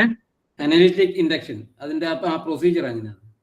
അവിടെ നേരത്തെ പറഞ്ഞ ഒരു കാര്യം, അതായത് നമ്മളെന്താണ് ഒരു കേസ്, ഒരു വിഷയത്തെ കുറിച്ച് പഠിച്ചിട്ട് സമാനമായ മറ്റൊരു കേസ് കണ്ടെത്തിയിട്ട് ഇത് തമ്മിൽ കണക്ഷൻ ഉണ്ട് എന്ന് കണ്ടെത്തുക. നമ്മൾ ഓരോ കേസ് എടുത്തിട്ട് അതിന് പിന്നിലുള്ള കണക്ഷൻസ് കണ്ടെത്തിയിട്ടുള്ള പഠനങ്ങളെയാണ് അനലിറ്റിക്കൽ ആയിട്ടുള്ള ഒരു ഇൻഡക്ഷൻ എന്നുള്ള ഒരു ടൈപ്പ്.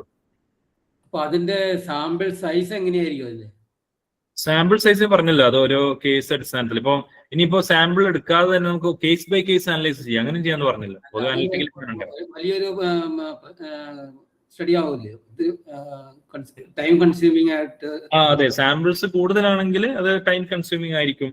പക്ഷെ ഇങ്ങനെ അനലിറ്റിക്കലി നടത്തുകയാണെങ്കിൽ കുറച്ച് സാമ്പിൾസ് എടുത്താൽ മതി. ഇപ്പൊ നമ്മള് ഒരു ഏരിയയിൽ നിന്ന് കുറച്ച് സാമ്പിൾസ് എടുക്കുന്നു, പിന്നെ കുറച്ച് സാമ്പിൾസ്, ഇത് തമ്മിലുള്ള കണക്ഷൻസ് കണ്ടെത്തുന്നു. അപ്പൊ സാമ്പിൾസ് കുറഞ്ഞ സാമ്പിൾ സെലക്ട് ചെയ്താൽ മതി. പൊതുവേ നമ്മള് എന്താണ് ഈ ക്വാണ്ടിറ്റേറ്റീവ് സ്റ്റഡിയിൽ ഒക്കെ കൂടുതൽ സാമ്പിൾസ് വേണം എന്നാണ് പറയാ. ക്വാളിറ്റേറ്റീവ് ആയ പഠനങ്ങളാണെങ്കിൽ സാമ്പിൾസ് അത്ര കുറച്ച് മതി, കാരണം നമ്മൾ ഒന്ന് ഡീപ്പായി പഠിക്കുന്നതായത്. ഓക്കെ, ഇനി സയന്റിഫിക് മെത്തേഡ്. ഇത് വളരെ സിമ്പിൾ ആണ്. നമ്മുടെ പഠനം ശാസ്ത്രീയമാണ്, ശാസ്ത്രീയമാവണം. ശാസ്ത്രീയമായില്ലെങ്കിൽ നമ്മളെ പഠനത്തിന് പ്രശ്നമുണ്ട്. കാരണം നമ്മളിപ്പോ എല്ലാവരും പല വിഷയത്തെ കുറിച്ച് പഠിക്കുന്നുണ്ട്. ഇപ്പൊ ആൽക്കോളിസത്തെ കുറിച്ച് അല്ലെങ്കിൽ ഡ്രഗ് അബ്യൂസിനെ കുറിച്ചൊക്കെ എത്ര പേര് പത്രക്കാർ പഠിക്കുന്നുണ്ട്, എല്ലാവരും പഠിക്കുന്നുണ്ട്. പക്ഷെ നമ്മൾ സോഷ്യോളജിസ്റ്റുകൾ അല്ലെങ്കിൽ സോഷ്യൽ സയന്റിസ്റ്റുകളുടെ പഠനം എന്തുകൊണ്ടാണ് പിന്നെ ആളുകൾ സ്വീകരിക്കുന്നത്? കാരണം അത് ശാസ്ത്രീയമായ രീതിയിലുള്ള പഠനമായതുകൊണ്ടാണ്.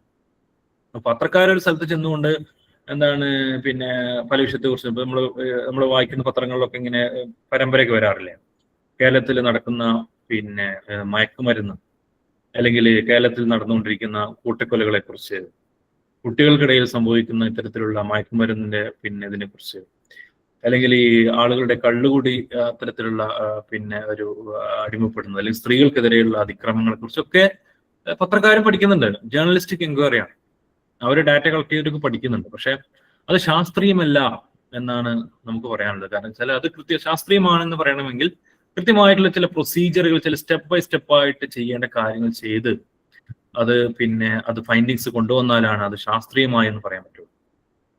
അപ്പൊ അതുകൊണ്ട് അങ്ങനെ ചെയ്യുമ്പോഴാണ് ശരിക്കും പഠനം ശാസ്ത്രീയമാവുക.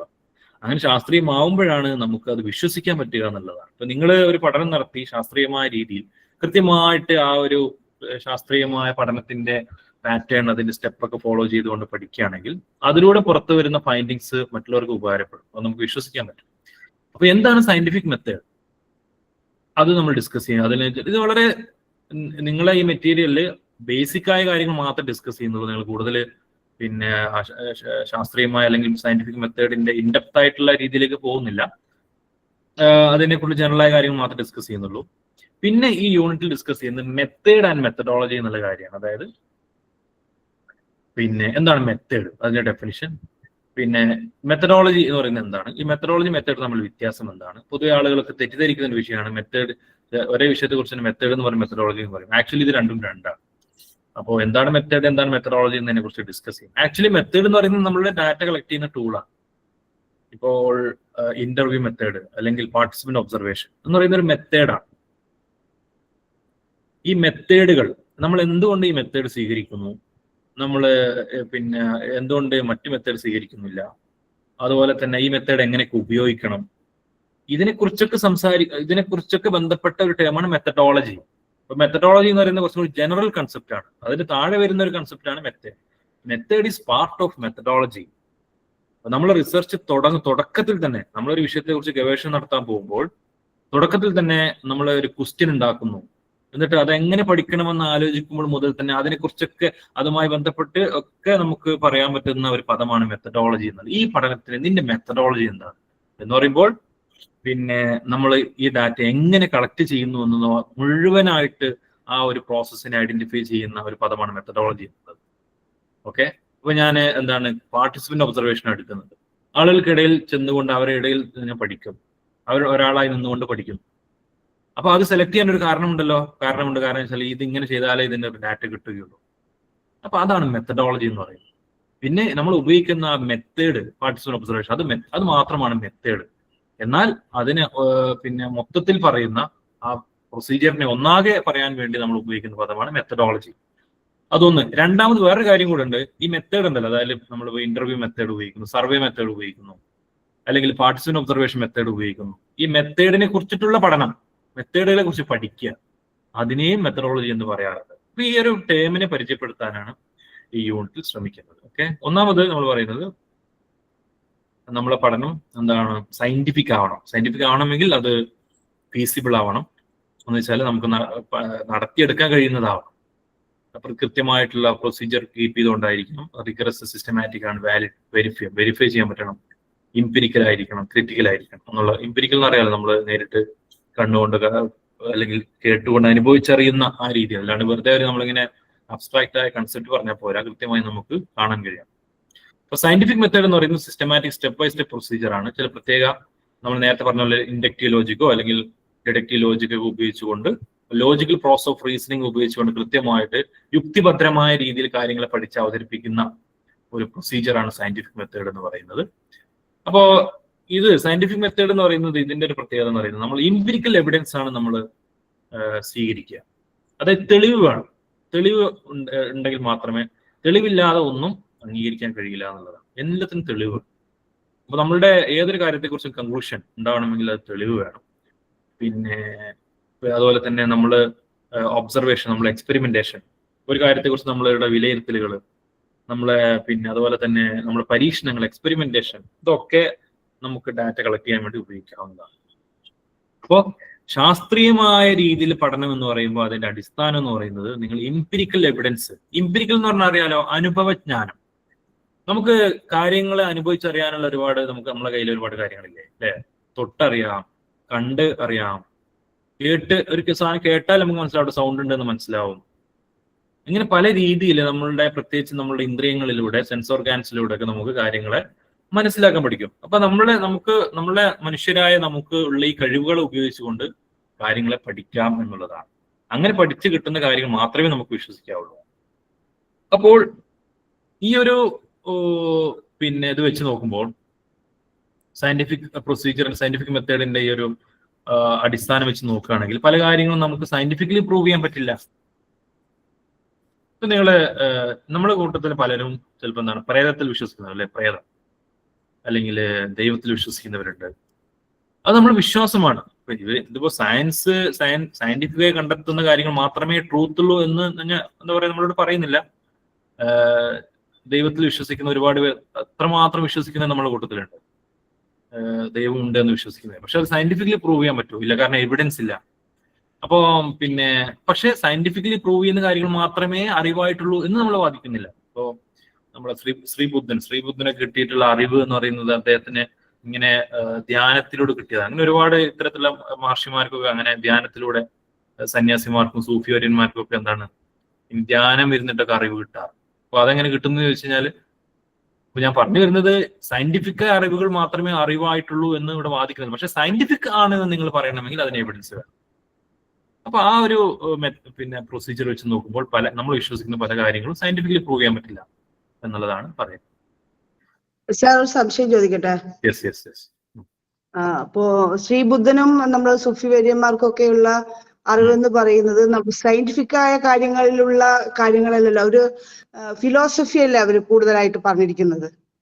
ഓക്കെ. ഞാൻ പറഞ്ഞത് വെച്ചാല് സംശയം.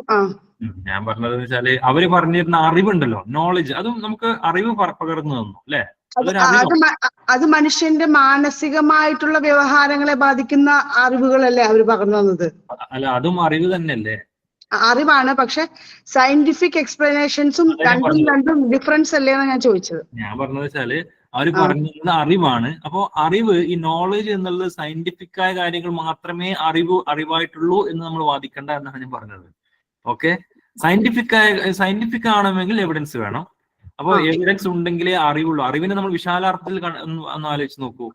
സയന്റിഫിക് ആയ കാര്യങ്ങൾ മാത്രം. ഞാൻ ഉദ്ദേശിച്ച അറിവ്, ഞാനൊരു തർക്കമല്ല ഉദ്ദേശിച്ചത്, രണ്ടും രണ്ടല്ലേ എന്നാണ് ഞാൻ ഉദ്ദേശിച്ചത്. അല്ല, ഞാനിവിടെ അല്ലല്ല, രണ്ടും ഞാൻ പറഞ്ഞത് വെച്ചാൽ ഇപ്പൊ നോളജിനെ കുറച്ചും കൂടി ജനറൽ ആയിട്ട് കണ്ടത്. നോളജിന്റെ ഭാഗമാണ് സയന്റിഫിക് നോളജ്. അതല്ലാത്ത നോളജിന്റെ ഭാഗമാണ്.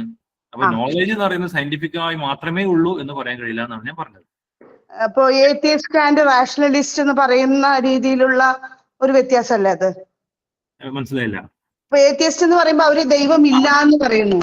ദൈവമില്ല എന്ന് പറയുന്നു. അതെ. ഞാൻ എല്ലാ തെളിവുകളുടെ അടിസ്ഥാനത്തിൽ ഞാൻ വിശ്വസിക്കുള്ളൂ എന്ന് പറയുന്നവര് ഞാൻ റാഷണലിസ്റ്റ് ആണെന്ന് പറയുന്നു. അതേപോലെ തന്നെയാണ് അപ്പൊ നമ്മൾ ഈ അറിവ് സാറ് പറഞ്ഞപ്പോ രണ്ടും അറിവ് തന്നെയാണ്. പക്ഷെ സയന്റിഫിക് ആയിട്ടുള്ള അറിവിന് എല്ലാത്തിനും സയന്റിഫിക്കിന് ഒരു എക്സ്പ്ലനേഷൻ ഉണ്ടല്ലോ. ഇല്ല, അതായത് സയന്റിഫിക് എക്സ്പ്ലനേഷൻ ഇല്ലാത്തതിനെ നമുക്ക് അത് അറിവല്ല, നോളജ് അല്ല എന്ന് റിജക്ട് ചെയ്യാൻ പറ്റില്ലല്ലോ. അതാണ് എന്റെ അഭിപ്രായം. ഞാൻ പറഞ്ഞത് അതാണ്. ഓക്കെ, സയന്റിഫിക് മാത്രമേ സയന്റിഫിക് അല്ലാത്ത അറിവല്ല എന്ന് പറയാൻ പറ്റില്ല. പക്ഷെ സയന്റിഫിക് നോളജ് എന്ന കാറ്റഗറി പറയുമ്പോൾ അതിൽ എവിഡൻസ് നിർബന്ധമാണ്. ഓക്കെ, അപ്പൊ അത് ശാസ്ത്രീയമായി നോക്കുകയാണെങ്കിൽ പിന്നെ നമ്മൾ ഇതിനെ കുറിച്ചൊരു നമ്മളൊരു ടോപ്പിക്ക് നമ്മളിപ്പോ ഞാൻ എക്സാമിനൊരു ആൻസർ എഴുതുമ്പോൾ എനിക്ക് ഇത് രണ്ടും മെൻഷൻ ചെയ്ത് എഴുതാൻ കഴിയുമോ? അല്ല, ഞാനിത് ക്ലാസ് എടുക്കുമ്പോൾ അതുമായി ബന്ധപ്പെട്ട ഞാൻ എന്റെ ഒരു അഭിപ്രായം പറഞ്ഞു എന്ന് മാത്രം. ഓക്കെ, നിങ്ങൾ കുറച്ചുകൂടി ഈ സയന്റിഫിക് നോളജിലേക്ക് മാത്രം ചുരുക്കി കെട്ടുകയല്ല. പിന്നെ ചിലപ്പോൾ കാര്യങ്ങൾ നിങ്ങൾ ജസ്റ്റ് എന്നോട് കൂടുതൽ ഡിസ്കസ് ചെയ്യാൻ സമയമില്ലാത്തതുകൊണ്ടാണ്. ഇപ്പൊ പലരും സയന്റിഫിക് നോളജ് ഇല്ലാത്തെങ്കിൽ നമുക്ക് ഇംപിരിക്കലായിട്ട് നമുക്ക് തെളിയിക്കാൻ കഴിയില്ല. പക്ഷെ ഉണ്ട് എന്ന് നമ്മൾ വിശ്വസിക്കുന്ന ഒരുപാട് കാര്യങ്ങളുണ്ടാവും. ഓക്കെ, അത് സത്യമാണെന്ന് നമ്മൾ വിശ്വസിക്കുന്നു. അങ്ങനെയുള്ള ഒരുപാട് കാര്യങ്ങളൊക്കെ ഇല്ലേ? അപ്പോൾ അത് വെച്ചിട്ടാണ് ഞാൻ പറഞ്ഞത്, നോളജ് എന്ന് പറയുന്നത് വെറും ഈ സയന്റിഫിക് പ്രൂഫ് വെച്ചിട്ട് മാത്രം തെളിയിക്കാൻ കഴിയില്ല. അത്തരം കാര്യങ്ങളൊക്കെ ഉണ്ട്. ഓക്കെ, അറിവിനെ ഒന്ന് വിശാലാർത്ഥത്തിൽ, പ്രത്യേകിച്ച് ഇന്ത്യൻ ഫിലോസഫിയിലൊക്കെ അങ്ങനത്തെ ഒരുപാട് കാര്യങ്ങളുണ്ട്. അതും അറിവ് തന്നെയാണ്. പക്ഷെ സയന്റിഫിക് നോളജ് എന്നുള്ള അതിന്റെ കാറ്റഗറി, അതിന്റെ ഭാഗമായി വരുന്ന കാറ്റഗറി വരുമ്പോൾ അതിൽ പ്രൂഫ് നിർബന്ധമാണ്. ഓക്കെ, നമുക്ക് വിശദമായി ഡിസ്കസ് ചെയ്യാം. സംഗതി ഒരു കണക്ഷൻ കിട്ടിയില്ലേ? പിന്നെ എന്താണ് ഇതിൽ വെച്ചാൽ യൂസ് ഓഫ് കോൺസെപ്റ്റ്സ്. നമ്മൾ എന്താ പറയുക, ഇതില് കോൺസെപ്റ്റ്സുകൾ ഉപയോഗിക്കും നമ്മൾ സയൻസിലൊക്കെ. ഉദാഹരണം പറയുകയാണെങ്കിൽ ഇപ്പൊ എന്താണ് നേരത്തെ ഒരു മോഷൻ അല്ലെങ്കിൽ ഇനേർഷ്യ പോലത്തെ കോൺസെപ്റ്റുകൾ, അല്ലെങ്കിൽ നമ്മൾ സോഷ്യോളജിയിൽ സോഷ്യൽ സയൻസിലൊക്കെ നമ്മൾ ക്ലാസ് എന്നുള്ള കൺസെപ്റ്റ് ഉപയോഗിക്കുന്നു, അല്ലെങ്കിൽ കാസ്റ്റ് എന്നുള്ള കൺസെപ്റ്റ് ഉപയോഗിക്കുന്നു. അപ്പോൾ ഈ പറഞ്ഞ കോൺസെപ്റ്റുകൾ തമ്മിലുള്ള കണക്ഷൻസ് ഒക്കെ കണ്ടെത്തുക എന്നൊക്കെയാണ് പൊതുവെ സോഷ്യൽ സയന്റിഫിക് പഠനത്തിൽ നമ്മൾ ചെയ്യുന്നത്. അതുപോലെ തന്നെ പിന്നെ കമ്മിറ്റ്മെന്റ് ടു ഒബ്ജക്ടിവിറ്റി. നമ്മളെ സയന്റിഫിക് പഠനത്തിന്റെ പ്രത്യേകത എന്ന് പറയുന്നത് ഒബ്ജക്ടിവിറ്റി, വസ്തുനിഷ്ഠമായിരിക്കണം. നമ്മൾ ഏതൊരു കാര്യത്തെ കുറിച്ച് പഠിക്കുമ്പോഴും നമ്മൾ പഠിക്കുന്നവന്റെ അഭിപ്രായങ്ങൾ, അയാളുടെ വിശ്വാസങ്ങൾ, അയാളുടെ ആദർശങ്ങളൊന്നും നമ്മുടെ പഠനത്തെ ബാധിക്കാൻ പാടില്ല. നമ്മൾ ഏതൊരു വിഷയത്തെ കുറിച്ച് പഠിക്കുകയാണെങ്കിലും പൂർണ്ണമായിട്ട്, ഞാൻ അതൊക്കെ മുമ്പ് ഡിസ്കസ് ചെയ്തതാണ്, ആ പഠനം വസ്തുനിഷ്ഠമായിരിക്കുക. ആ പഠിക്കുന്നവന്റെ സ്വന്തമായിട്ടുള്ള ചിന്തകളോ അല്ലെങ്കിൽ അയാളുടെ ആദർശങ്ങളോ ഒന്നും പഠനത്തെ സ്വാധീനിക്കാൻ പാടില്ല എന്നാണ് പറയുന്നത്. അപ്പൊ നമ്മുടെ കൺക്ലൂഷൻ എന്ന് പറയുന്നത് എപ്പോഴും ആരാണോ അത് പിന്നെ പഠിക്കുന്നത് അതിനനുസരിച്ച് മാറാൻ പാടില്ല. പിന്നെ എല്ലാവർക്കും ഒരേ റിസൾട്ട് കിട്ടുന്ന രൂപത്തിലായിരിക്കാം. അതാണ് ഒബ്ജക്ടിവിറ്റി എന്ന് പറയുന്നത്. അപ്പോൾ വസ്തുനിഷ്ഠത, അതിനോടുള്ള ഒരു കമ്മിറ്റ്മെന്റ് ഇതിന്റെ പ്രത്യേകത. മറ്റൊന്ന് എത്തിക്കൽ ന്യൂട്രാലിറ്റി എന്നുള്ളതാണ്. സയൻസ് ഒരിക്കലും നമ്മൾ പിന്നെ ഒരു വിഷയത്തെ കുറിച്ച് നോർമാറ്റീവായ കാര്യങ്ങൾ പറയാറില്ല. അതായത് നമ്മൾ അത് ശരിയാണോ തെറ്റാണോ എന്ന് പറയാറില്ല. നമ്മൾ അതിനെക്കുറിച്ച് പഠിക്കാന്ന് മാത്രം. ഇപ്പൊ സോഷ്യൽ സയൻസിലേക്ക് വരികയാണെങ്കിൽ, ഇപ്പൊ നാച്ചുറൽ സയൻസ് നോക്കുക, വെള്ളത്തെ കുറിച്ച് പഠിക്കുന്ന, അല്ലെങ്കിൽ പിന്നെ ഉദാഹരണത്തിന് ഒരു സയന്റിസ്റ്റ് പഠിക്കുന്നത് എന്താണ്, ആൽക്കഹോളിനെ കുറിച്ചാണ്, കള്ള് അല്ലെങ്കിൽ മയക്കുമരുന്നിനെ കുറിച്ച്. ആ മയക്കുമരുന്ന് എടുത്തുകൊണ്ട് അതിലുള്ള സബ്സ്റ്റൻസിനെ കുറിച്ചൊക്കെ പഠിക്കാൻ, എങ്ങനെയാണ് ഇത് മനുഷ്യനിൽ പിന്നെ പ്രശ്നം ഉണ്ടാക്കുന്നത്. അപ്പോൾ മയക്കുമരുന്ന് ഉപയോഗിക്കാൻ പാടില്ല, അല്ലെങ്കിൽ നമ്മൾ പിന്നെ എന്താണ് ആൽക്കഹോൾ ഉപയോഗിക്കാൻ പാടുണ്ടോ എന്ന് സയൻസിന്റെ പണിയല്ല. അത് നമ്മുടെ മതനേതാക്കന്മാരോ അല്ലെങ്കിൽ നമ്മുടെ റിലീജിയസ് ടെക്സ്റ്റുകളൊക്കെ അത് പറയും. ഇവിടെ ഒരു കാര്യം ചെയ്യാൻ പാടുണ്ടോ ചെയ്യാൻ പാടില്ലയോ എന്ന് നമ്മൾ പറയേണ്ടതില്ല, മറിച്ച് അതെന്താണോ അതിനെ കുറിച്ച് പഠിക്കുക. അപ്പൊ എത്തിക്കലി നമ്മൾ ന്യൂട്രലാണ്. സോഷ്യൽ സയൻസ് എത്തിക്കലി ന്യൂട്രലാണ്. ഇതിൽ good and bad, there is no good and bad in science എന്ന് പറയാം. അപ്പോൾ സോഷ്യൽ സയൻസിലേക്ക് വരികയാണെങ്കിൽ നമ്മളൊരു വിഷയത്തെ കുറിച്ച് പഠിക്കുമ്പോൾ, നിങ്ങൾ ഏതെങ്കിലും ഒരു വിഷയത്തെ സെലക്ട് ചെയ്ത് പഠിക്കുമ്പോൾ അതെന്താണ്, അതെങ്ങനെ വന്നു, എന്താണ് അതിന് കാരണം, അതുമായി ബന്ധപ്പെട്ട കാര്യങ്ങൾ എന്തൊക്കെയാണ്, ഇത് മാത്രം പഠിക്കുക. അല്ലാതെ അവരെ ഉപദേശിക്കുക നിങ്ങൾ ഇത് ചെയ്യാൻ പാടില്ല എന്നുള്ളത്. കാരണം നമ്മൾ എത്തിക്കലി ന്യൂട്രൽ ആണെന്നുള്ളതാണ്. പക്ഷെ ഇവിടെ ഞാൻ പറയുന്നു, ഇതിങ്ങനെയൊക്കെയാണ് പഠിപ്പിക്കുന്നതെങ്കിൽ നമുക്ക് മനുഷ്യരെന്ന നിലയിൽ പൂർണ്ണമായിട്ട് നമുക്ക് ഇതിൽ നിന്നും അദ്ദേഹം പറ്റില്ല, ഈ എത്തിക്കലി ന്യൂട്രൽ ആണെന്ന് പറയാൻ പറ്റില്ല. കാരണം നമ്മൾ പറഞ്ഞു പോകും നിങ്ങൾ ഇത് ചെയ്യാൻ പാടില്ല എന്നുള്ള രീതിയിൽ. അതൊക്കെ കാർൽ മാർക്സ് ഒക്കെ ആ രീതിയിലാണ് സംസാരിച്ചത്. നമ്മൾ ഒരു കാര്യത്തെ കുറിച്ച് ജസ്റ്റ് എക്സ്പ്ലെയിൻ ചെയ്താൽ മാത്രം പോരാ, അത് നന്നാക്കാൻ എന്ത് ചെയ്യണമെന്നും കൂടി സോഷ്യൽ സയന്റിസ്റ്റുകൾ പറയണമെന്നാണ് കാർൽ മാർക്സിന്റെ അഭിപ്രായം. അതുകൊണ്ട് കാർൽ മാർക്സ് തൊഴിലാളികളുടെ പ്രശ്നങ്ങളെ കുറിച്ച് പഠിക്കാന്ന് മാത്രമല്ല, ഒരു നല്ല ലോകക്രമം എങ്ങനെ കെട്ടിപ്പടുക്കുക എന്നതിനെ കുറിച്ച് കൂടി കാർൽ മാർക്സ് പറഞ്ഞു വെക്കുന്നത്. അത് അദ്ദേഹത്തിന്റെ ഒരു അഭിപ്രായമാണ്. സോഷ്യൽ സയൻസ് എന്ന് പറയുന്നത് വെറും സയൻസ് അല്ല. ഇപ്പൊ തൊഴിലാളികളുടെ പ്രശ്നങ്ങൾ പോയി പഠിച്ചിട്ട് അത് അവരെ ഉപേക്ഷിച്ച് പോരരുത്. ഇനി അവർക്ക് നല്ലൊരു ജീവിതം എങ്ങനെ ഉണ്ടാവണം അതിന് വഴി പറഞ്ഞു കൊടുക്കുക. സോ വാട്ട് ഈസ് ദെയർ എന്ന് മാത്രം പഠിച്ചാൽ പോരാ, വാട്ട് ഓട്ട് ടു ബി എന്ന് കൂടി പഠിക്കണമെന്നാണ് കാർൽ മാർക്സിനെ പോലത്തെ ആൾ. അപ്പൊ അത്തരത്തിലുള്ള ക്രിട്ടിക്കലായ കാര്യങ്ങൾ ഇവിടെ വരുന്നുണ്ട്. പക്ഷെ പൊതുവെ സയൻസിന്റെ പഠനവുമായി ബന്ധപ്പെട്ട് വന്ന ചില കാര്യങ്ങളാണ് നമ്മളോട് പറയുന്നത്. പിന്നെ ജനറലൈസേഷൻ നമ്മൾ എപ്പോഴും ചെയ്യുന്നത് സാമാന്യവൽക്കരണത്തിലാണ് നമ്മൾ ശ്രമിക്കുക. ഒരു വിഷയത്തെ കുറിച്ച് പഠിച്ചിട്ട് അതിന് സാമാന്യവൽക്കരിക്കുക, യൂണിഫോമിറ്റി. അല്ലാതെ പെർട്ടിക്കുലർ ആയിട്ടുള്ള ഒരു കാര്യത്തെ കുറിച്ച് പഠിച്ചാൽ നിർത്തുകയല്ല നമ്മൾ ചെയ്യുന്നത്. ഓക്കെ, ഇപ്പോൾ എന്താണ് ഏതുപോലെ എന്ന് വെച്ച് കഴിഞ്ഞാൽ നമ്മളിപ്പോൾ സൂയിസൈഡിനെ കുറിച്ച് പഠിക്കുന്നു. അപ്പോൾ ഞാൻ പിന്നെ എന്താണ് ഒരു വ്യക്തിയെ, സൂയിസൈഡ് ചെയ്ത വ്യക്തിയെ, ആ സൂയിസൈഡിന് കാരണം കണ്ടെത്തി. എന്നിട്ട് ഞാനത് പഠിച്ച് അവിടെ അവസാനിപ്പിക്കാൻ പാടില്ല. അത് ഞാൻ എന്ത് ചെയ്യണം, അതിനെ ജനറലൈസ് ചെയ്യണം. ഇല്ലെങ്കിൽ പ്രശ്നം വെച്ചാൽ ആ വ്യക്തി ചില എന്തെങ്കിലും പ്രത്യേക കാരണം കൊണ്ടായിരിക്കും സൂയിസൈഡ് ചെയ്തിട്ടുണ്ടാവുക. അത് മാത്രം പഠിച്ചുകൊണ്ട് എനിക്കിങ്ങനെ സാമാന്യവൽക്കരിക്കാൻ പറ്റും. അപ്പൊ അതുകൊണ്ട് മാത്രമല്ല, അല്ലെങ്കിൽ വേറെ കേസ് ഇവിടെ ഉദ്ദേശിക്കുന്നത് ഇത്രയേ ഉള്ളൂ. നിങ്ങള് ഞാൻ എപ്പോഴും പറയാറുണ്ട്, ഇപ്പൊ ദുർക്കൈമിന്റെ ഒക്കെ തീരു വെച്ച് നമ്മൾ ഒരു ഉത്സവം, നമ്മുടെ നാട്ടിൽ നടക്കുന്ന ഏതെങ്കിലും ഉത്സവത്തെ കുറിച്ച് പഠിക്കാം, അമ്പലത്തിലൊക്കെ നടക്കുന്ന ഉത്സവങ്ങൾ, അത് നമ്മൾ സോഷ്യോളജിക്കലി പഠിക്കാം. അപ്പോൾ നമ്മൾ അത് പഠിച്ചിട്ട് ആ ഉത്സവത്തെ കുറിച്ച് പഠിക്കലല്ല നമ്മുടെ ലക്ഷ്യം. ഉത്സവത്തെ കുറിച്ച് പഠിച്ചാൽ അതൊരു എക്സാമ്പിൾ മാത്രമാണ്. അങ്ങനെ പഠിച്ചിട്ട് നമ്മൾ എന്ത് ചെയ്യണം, ഒരു സാമാന്യവൽക്കരണത്തിലേക്ക് എത്തണം. ഇപ്പൊ ഞാനിപ്പോ ഇവിടെ ഉള്ള കൊല്ലത്ത് അല്ലെ മുളങ്കാട് അമ്പലത്തിലേക്ക് നടക്കുന്ന ഉത്സവങ്ങളെ കുറിച്ച്, അതെങ്ങനെയാണ് ഉത്സവത്തിൽ ആളുകൾ പങ്കെടുക്കുന്നത്, ആളുകൾക്ക് എങ്ങനെയാണ് ഈ ഇത്തരത്തിലുള്ള റിലീജിയസ് ബിലീഫ് ഉണ്ടാക്കുന്നത്, അതുപോലെ ഇത്തരം ഉത്സവത്തിൽ പങ്കെടുക്കുന്ന ആളുകൾക്ക് എങ്ങനെയാണ് സോഷ്യൽ സോളിഡാരിറ്റി ഉണ്ടാവുക എന്നൊക്കെയാണ് പഠിക്കുന്നതെങ്കിൽ, ഞാനിങ്ങനെ ഇപ്പൊ മുളങ്കാടൻ ക്ഷേത്രത്തിലുള്ള കാര്യങ്ങൾ ഇങ്ങനെയാണ് പറഞ്ഞ് അവസാനിപ്പിക്കുന്നത്. അവിടെ നിർത്തരുത്. അത് എക്സാമ്പിൾ ആണ്. അത് വെച്ചിട്ട് സാമാന്യവൽക്കരിക്കാൻ വേണ്ടി കഴിയണം. യെസ്, അങ്ങനെ പഠിച്ചു. ആ ഒരു പ്രത്യേക അമ്പലത്തിലുള്ള വിശ്വാസങ്ങൾ, അവിടെയുള്ള ആചാരങ്ങൾ അനുഷ്ഠാനങ്ങളെ കുറിച്ച് പഠിച്ചിട്ട് എനിക്ക് ഇങ്ങനെ പറയാൻ പറ്റണം, ആചാരങ്ങളും അനുഷ്ഠാനങ്ങളും എങ്ങനെയാണ് മനുഷ്യനെ എന്താണ് സോളിഡാരിറ്റി ഉണ്ടാക്കുന്നത്, പിന്നെ ഇത്തരത്തിലുള്ള റിലീസ് ബിലീഫിലേക്ക് ആളുകളെ എങ്ങനെ അടിപ്പിച്ചു നിർത്തുന്ന ഘടകങ്ങൾ എന്തൊക്കെ, ആ രീതിയിൽ എനിക്ക് മൊത്തത്തിൽ സാമാന്യവൽക്കരിക്കാൻ പറ്റണം. അല്ലാതെ ഈ അമ്പലത്തിൽ പെർട്ടിക്കുലർ ആയിട്ടുള്ള ഈ ഉത്സവത്തെ കുറിച്ചിട്ടുള്ള കൺക്ലൂഷൻ വെച്ച് പോകരുത്. അതാണ് അതിന്റെ പ്രശ്നം. അങ്ങനെ ആരെങ്കിലും ചെയ്യുകയാണെങ്കിൽ, അതായത് നമുക്ക് ഒരു വിഷയത്തെ നമ്മൾ സെലക്ട് ചെയ്ത് പഠിച്ചു, ഒരു എക്സാമ്പിൾ എടുത്ത് പഠിച്ചു, അത് നമുക്ക് സാമാന്യവൽക്കരിക്കാൻ പറ്റുന്നില്ല, നമ്മൾ അവിടെ തന്നെ നിന്ന് പോവുകയാണ്. അതിന് പറയുന്നതാണ് പെർട്ടിക്കുലറിസ്റ്റിക് ഫാലസി എന്നുള്ളത്. അതൊരു ഒരു തെറ്റാണ്. റിസർച്ചിൽ അങ്ങനെ ചെയ്യാൻ പാടില്ല. നമ്മളത് സാമാന്യവൽക്കരിക്കണം. മറ്റുള്ളതുമായിട്ട് കമ്പയർ ചെയ്തുകൊണ്ട് നമുക്ക് അതിനെ ജനറലൈസ് ചെയ്യാൻ വേണ്ടി സാധിക്കും. മറ്റൊരു സയന്റിഫിക് മെത്തേഡിന്റെ മറ്റൊരു പ്രത്യേകതയാണ് വെരിഫയബിലിറ്റി. ഓക്കെ, വെരിഫയബിൾ ആവണം, വെരിഫൈ ചെയ്യാൻ പറ്റണം. അതായത് നമ്മൾ ഈ ഒരു കൺക്ലൂഷനിലേക്ക് എങ്ങനെ എത്തി എന്ന്, ഈ ഫൈൻഡിങ്സിലേക്ക് എങ്ങനെ എത്തി എന്നുള്ളത് മറ്റുള്ളവർക്ക് വിശദീകരിച്ചു കൊടുക്കണം.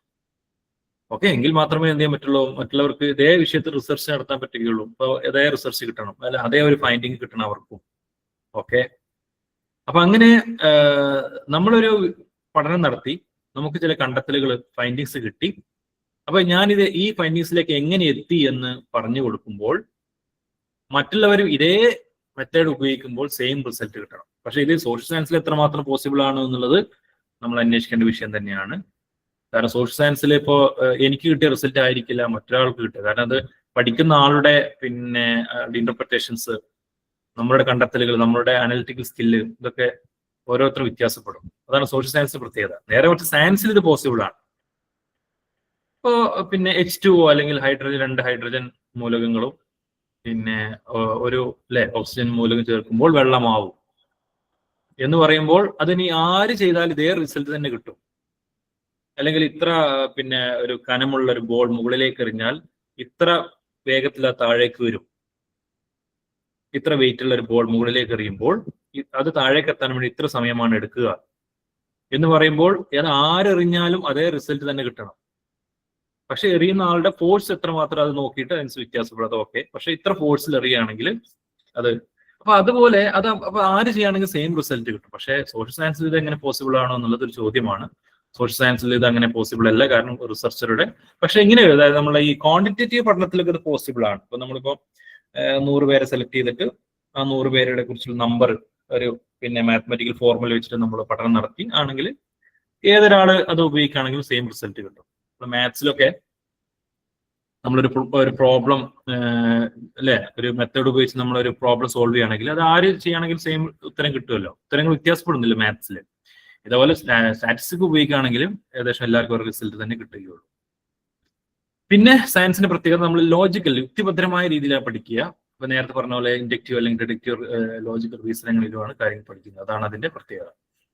അപ്പൊ നല്ലൊരു സയന്റിഫിക് മെത്തേഡ് ആണെങ്കിൽ അതിലുണ്ടായിരിക്കേണ്ട ഒരു കാര്യങ്ങൾ എന്ന് പറയുന്നത് ഒന്ന് നമ്മൾ കൃത്യമായിട്ട് ലോജിക്കൽ അനാലിസിസ് നടത്തിയിരിക്കണം, ഹൈപ്പോത്തിസിസ് ഉണ്ടാക്കുക, നമ്മൾ ഉപയോഗിക്കുന്ന പഠനത്തിൽ നമ്മൾ ഉപയോഗിക്കുന്ന ടേംസ് ആൻഡ് കോൺസെപ്റ്റ്സ് കൃത്യമായിട്ട് നമ്മൾ ഡിഫൈൻ ചെയ്യുക, നമ്മൾ ഉപയോഗിക്കുന്ന സ്റ്റാറ്റിസ്റ്റിക്കൽ യൂണിറ്റ് മെഷേഴ്സ് ഒക്കെ നമ്മൾ കൃത്യമായിട്ട് ഫോളോ ചെയ്യുക, കൃത്യമായി ഡാറ്റ കളക്ട് ചെയ്യുന്നു. ആ ഒരു എന്തിനെ കുറിച്ചാണ് പഠിക്കുന്നത് അതുമായി ബന്ധപ്പെട്ട ഡാറ്റ നമ്മൾ കളക്ട് ചെയ്യുന്നു, ഡാറ്റയെ നമ്മൾ ക്ലാസിഫൈ ചെയ്യുന്നു, എന്നിട്ട് നമ്മൾ വേരിയബിൾസ് നോക്കുന്നു. വേരിയബിൾസ് ഇത് ശരിക്കും നിങ്ങൾ അടുത്ത ബ്ലോക്കിൽ വിശദമായി ഡിസ്കസ് ചെയ്യുന്നുണ്ട്. വേരിയബിൾ എന്ന് പറയുമ്പോൾ ഉദ്ദേശിക്കുന്ന സംതിങ് ദാറ്റ് വേരീസ്.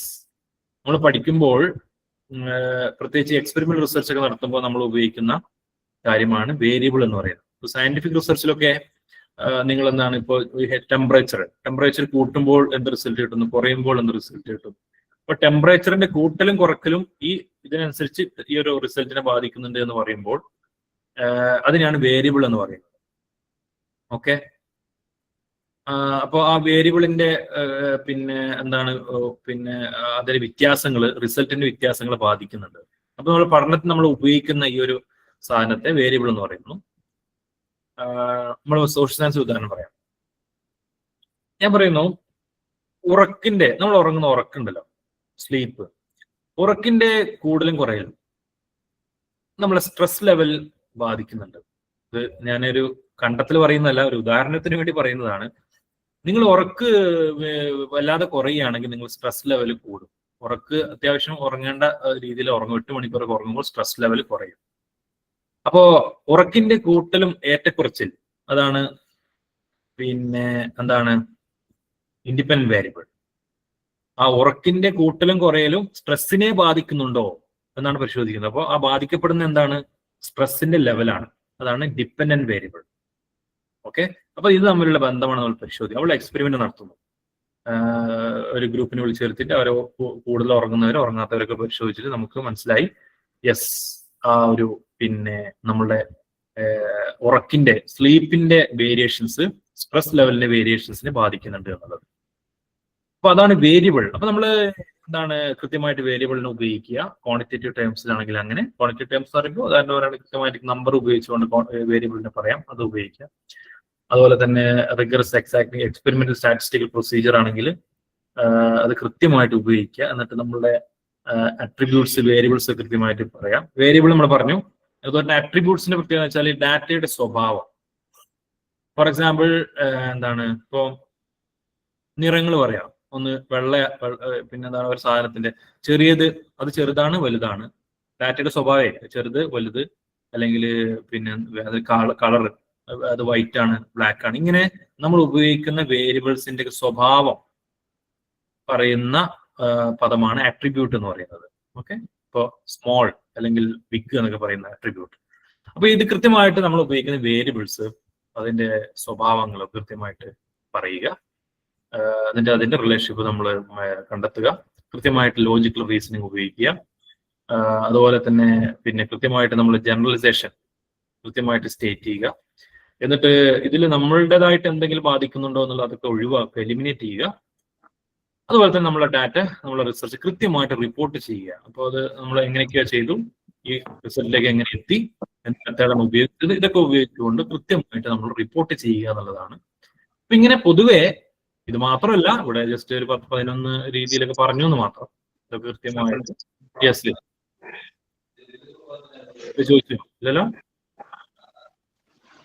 ഓക്കെ, അപ്പൊ മെത്തേഡ് എന്ന് പറഞ്ഞ അതിലേക്ക് വരും. മെത്തേഡ് എന്ന് പറഞ്ഞാൽ നമ്മൾ ഉപയോഗിക്കുന്ന ഡാറ്റ കളക്ട് ചെയ്യാൻ വേണ്ടിയിട്ട് റിസർച്ചിൽ ഉപയോഗിക്കുന്ന ടെക്നിക്സിനെയാണ് നമ്മൾ മെത്തേഡ് എന്ന് പറയുന്നത്.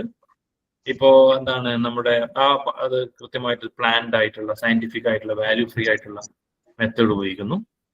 അതിൽ നമ്മൾ പിന്നെ SPM research, numerical model, statistical methods ഉപയോഗിച്ചുകൊണ്ട് പഠിക്കുന്നു. അപ്പൊ നമുക്ക് ഡാറ്റ കളക്ട് ചെയ്യാൻ, സാമ്പിൾസ് സെലക്ട് ചെയ്ത് പഠിക്കാൻ വേണ്ടി, അല്ലെങ്കിൽ ഡാറ്റ കളക്ട് ചെയ്യാൻ നമ്മളെ സഹായിക്കുന്ന പിന്നെ ടെക്നിക്കുകളാണ് മെത്തേഡ് എന്ന് പറയുന്നത്. അപ്പോൾ എല്ലാ മെത്തേഡുകളും നമുക്ക് ഡാറ്റ കളക്ട് ചെയ്യാനും അതുപോലെ തന്നെ അപ്പോ അതാ പറഞ്ഞു, ഞാൻ നേരത്തെ പറഞ്ഞ പോയിന്റിൽ, അതായത് തുടക്കത്തിൽ പറഞ്ഞ കാര്യമാണ് ഇവിടെ പറയുന്നത്. അതായത് നമുക്ക് ഡാറ്റ കളക്ട് ചെയ്യാൻ വേണ്ടി നമ്മൾ ഉപയോഗിക്കുന്ന ടൂൾസ് ആൻഡ് ടെക്നിക്സ് ആണ് മെത്തേഡ് എന്ന് പറയുന്നത്. പക്ഷേ നമ്മൾ ഒരു റിസർച്ച് നടത്താൻ വേണ്ടി നമ്മൾ ഉപയോഗിക്കുന്ന മെത്തേഡുകൾ, മറ്റെല്ലാ പ്രൊസീജിയേഴ്സും, മെത്തേഡ് അതിന്റെ ഭാഗം മാത്രമാണ്. ഇതിനൊക്കെ പറയുന്ന ഒരു ടേമാണ് റിസർച്ച് മെത്തഡോളജി എന്ന് പറയുന്നത്. ഓക്കെ, പിന്നെ ഈ മെത്തേഡിനെ കുറിച്ച് പറയുകയാണെങ്കിൽ മെത്തേഡ് പ്രധാനമായിട്ട് 3 ടൈപ്പ് ഉണ്ട്, 3 ഗ്രൂപ്പായിട്ട് തിരിക്കുക. ഒന്ന് പറയുന്നത് ഡാറ്റ കളക്ഷന് വേണ്ടി നമ്മൾ ഉപയോഗിക്കുന്ന മെത്തേഡ്, ഇന്റർവ്യൂ മെത്തേഡ് അല്ലെങ്കിൽ പിന്നെ ക്വസ്റ്റ്യർ മെത്തേഡ് ഒക്കെ നമുക്ക് ഉപയോഗിക്കാം.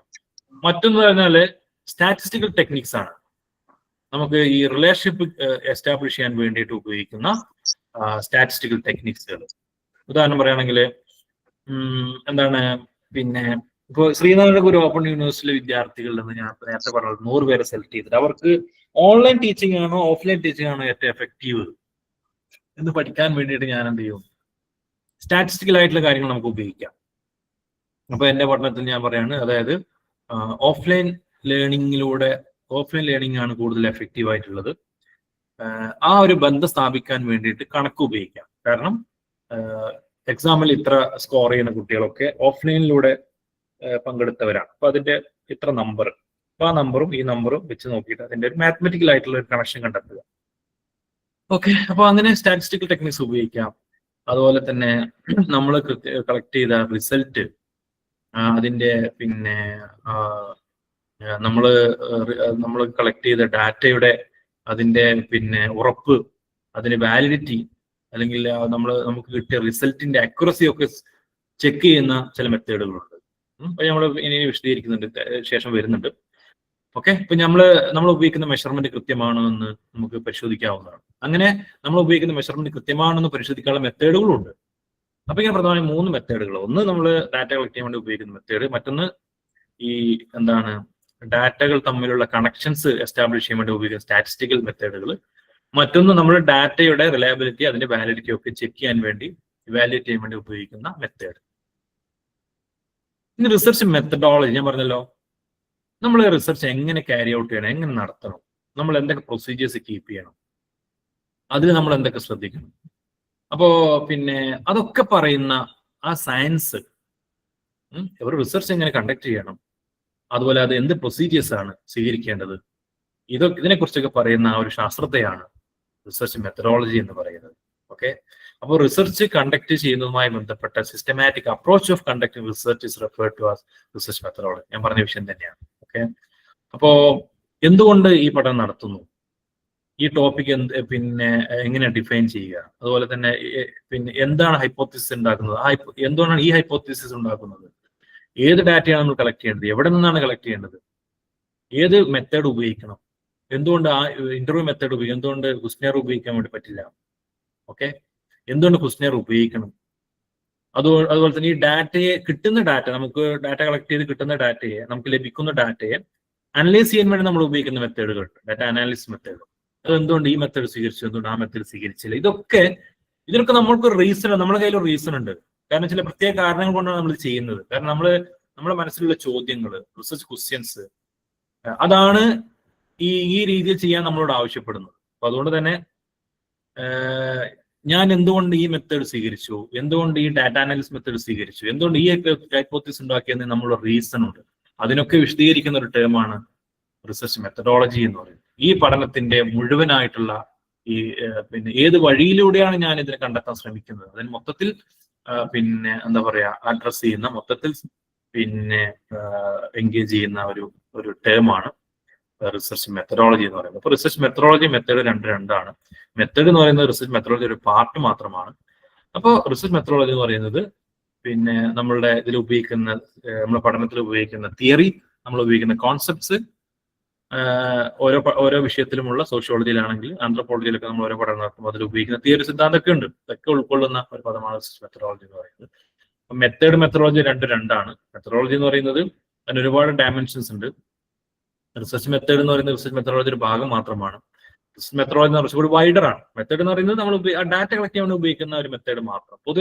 പൊതുവെ ആളുകൾ ഇങ്ങനെ ഉപയോഗിക്കാൻ എന്താ അതിന് മെത്തേഡ് എന്ന് പറയും. പക്ഷേ ആക്ച്വലി മെത്തഡോളജിയാണ് ഒരു ജനറൽ ആയിട്ടുള്ള പദം എന്ന് പറയുന്നത്. അങ്ങനെയാണ് നിങ്ങൾ SLM വിശദീകരിക്കുന്നത്. അപ്പോൾ പിന്നെ നമ്മൾ റിസർച്ച് മെത്തഡോളജി എന്ന് പറയുമ്പോൾ നമ്മൾ മെത്തേഡിനെ കുറിച്ച് മാത്രമല്ല അതുകൊണ്ട് ഉദ്ദേശിക്കുന്നത്, മറിച്ച് ഈ ഡാറ്റ കളക്ട് ചെയ്യാൻ വേണ്ടി ഉപയോഗിക്കുന്ന ലോജിക്ക് അത് വിശദീകരിക്കുന്നു. അതുപോലെ തന്നെ ഈ കോണ്ടെക്സ്റ്റ് നമ്മൾ പിന്നെ അതുപോലെ തന്നെ നമ്മൾ എന്തുകൊണ്ടാണ് ചില മെത്തേഡ് ഉപയോഗിക്കുക പറഞ്ഞല്ലോ, ഇതിനൊക്കെ വിശദീകരിക്കുന്ന ഒരു ടൈമാണ് മെത്തഡോളജി എന്ന് പറയുന്നത്. ഓക്കെ, അപ്പോൾ മെത്തേഡ് മെത്തഡോളജി രണ്ടാണ്. മെത്തേഡ് എന്ന് പറയുന്നത് മെത്തഡോളജി ഒരു പാർട്ടാണ്. മെത്തഡോളജി എന്ന് പറയുന്നത് ജനറൽ ആണ്. മെത്തേഡ് എന്ന് പറയുന്നത് സ്പെസിഫിക് ആണ്. ടോട്ടൽ നമ്മുടെ റിസർച്ചിനെ ബാധിക്കുന്ന, നമ്മുടെ റിസർച്ചിന്റെ ടോട്ടൽ പിന്നെ പ്രൊസീജിയേഴ്സിനെ ഫ്രം എന്താ പറയാ തുടക്കം മുതൽ അവസാനം വരെ ആ പ്രോസസ്സിനെ ഒക്കെ പിന്നെ നമുക്ക് എന്താ പറയാ അതിനെ പറയാൻ വേണ്ടി ഉപയോഗിക്കുന്ന ഒരു പദമാണ് മെത്തഡോളജി എന്ന് പറയുന്നത്.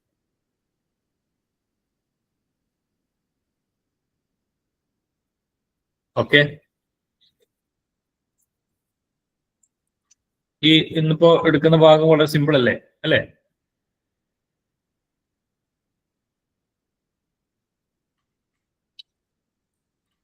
നിങ്ങൾക്ക് മനസ്സിലാക്കാന്ന് വളരെ സിമ്പിൾ ആയിട്ടുള്ള കാര്യങ്ങൾ ഇവിടെ പറയുന്നത് അല്ലേ?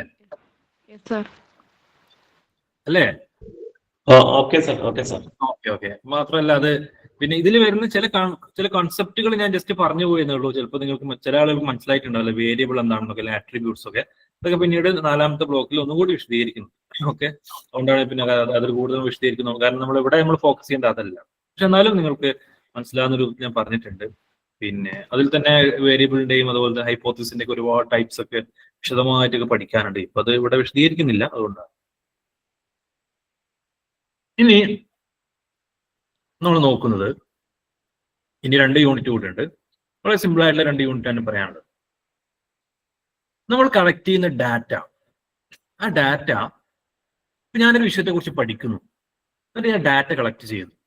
പക്ഷെ നമ്മൾ അറിഞ്ഞിരിക്കേണ്ട ഒരു കാര്യം, നമ്മൾ ഡാറ്റ കളക്ട് ചെയ്യാൻ വേണ്ടി ഉപയോഗിക്കുന്ന ഈ ഒരു മെത്തേഡ് ഉണ്ടല്ലോ, അല്ലെങ്കിൽ നമ്മൾ ഉപയോഗിക്കുന്ന മെഷർമെന്റ്, ഇത് കൺസിസ്റ്റന്റ് ആണോ? അതായത് പിന്നെ ഞാൻ ഇവിടെ പഠിക്കുമ്പോൾ എനിക്കൊരു ഉത്തരം കിട്ടി, ഇനി കുറച്ച് കഴിയുമ്പോൾ പഠിക്കുമ്പോൾ വേറെ ഉത്തരം കിട്ടുന്നതെങ്കിൽ നമുക്ക് മനസ്സിലാവും നമ്മളെ ഉപയോഗിക്കുന്ന മെഷർമെന്റ് എന്തോ പ്രോബ്ലം ഉണ്ട്. കാരണം അത് പിന്നെ കൺസിസ്റ്റന്റ് അല്ല. അതുപോലെ ഞാൻ കുട്ടികളെ കുറിച്ച്, ഇപ്പോൾ ഓപ്പൺ യൂണിവേഴ്സിറ്റി വിദ്യാർത്ഥികളെ ഞാൻ പഠന വിഷയമായിട്ട് എടുത്തിട്ട് ഞാൻ അവരെ കുറിച്ച് പഠിച്ചു. അപ്പൊ അവരുടെ ഡാറ്റ കളക്ട് ചെയ്യാൻ വേണ്ടി ഞാൻ ഉപയോഗിക്കുന്ന മെത്തേഡ്. പക്ഷേ ഞാൻ എന്താ പറയാ, എനിക്ക് ഇവിടുന്ന് എന്താ പറയാ കൊല്ലത്തുനിന്ന് ഞാൻ പഠിച്ചപ്പോൾ എനിക്ക് കിട്ടുന്ന ഒരു റിസൾട്ടും, ഇത് കുറെയൊക്കെ ക്വാണ്ടിറ്റേറ്റീവ് പഠനത്തിലൊക്കെയാണ് പൊതുവെ ഇത് ഉപയോഗിക്കപ്പെടുന്നത്. നേരെ മറിച്ച് ഞാൻ കോഴിക്കോട് പോയപ്പോൾ എനിക്ക് വേറെ റിസൾട്ടാണ് കിട്ടിയത്. അല്ലെങ്കിൽ ഞാൻ കൊല്ലത്ത് തന്നെ ഇവിടെ തന്നെ എന്ത് ചെയ്തു, ഇവിടെ ഞാൻ പിന്നെ 50 പേരെ സെലക്ട് ചെയ്തിട്ട് അതിൽ നോക്കുമ്പോൾ 25 പേർക്ക് കിട്ടുന്ന പിന്നെ റെസ്പോൺസ് വേറെയും 25 പേർക്ക് വേറെയുമാണെങ്കിൽ അതൊരു എന്തോ ഇതിന്റെ, അല്ലെങ്കിൽ നമ്മൾ എന്താ പറയുക സ്റ്റാൻഡേർഡ് പ്രൊസീജിയർ ആണ്. അപ്പൊ ഇതിൽ എന്തോ ഒരു പ്രോബ്ലം ഉണ്ട്, അല്ലെങ്കിൽ ഞാൻ ഉപയോഗിക്കുന്ന അതിന്റെ പ്രശ്നം ഉണ്ടെന്ന് മനസ്സിലാവും.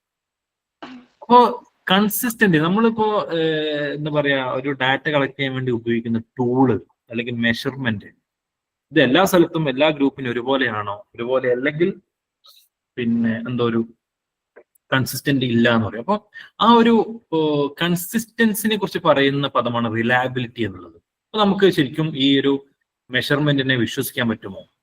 വിശ്വസിക്കാൻ പറ്റുകയാണെങ്കിൽ റിലയബിലിറ്റി ഉണ്ട് എന്നാണ് പറയുക. അത് പിന്നെ റിലയബിലിറ്റി അളക്കാൻ വേണ്ടി ചില മെത്തേഡുകളൊക്കെ ഉണ്ട്. മറ്റൊന്നാണ് വാലിഡിറ്റി. അതായത് നമ്മൾ ഈ ഒരു ഡാറ്റ വെച്ചിട്ട് അല്ലെങ്കിൽ ഈ ഒരു മെഷർമെന്റ് അല്ലെങ്കിൽ നമ്മൾ ഈ ടൂൾ വെച്ചിട്ട് എന്തിനെയാണോ നമ്മൾ പഠിക്കേണ്ടത് അത് തന്നെയാണോ പഠിക്കുന്നത് എന്ന് അറിയാം.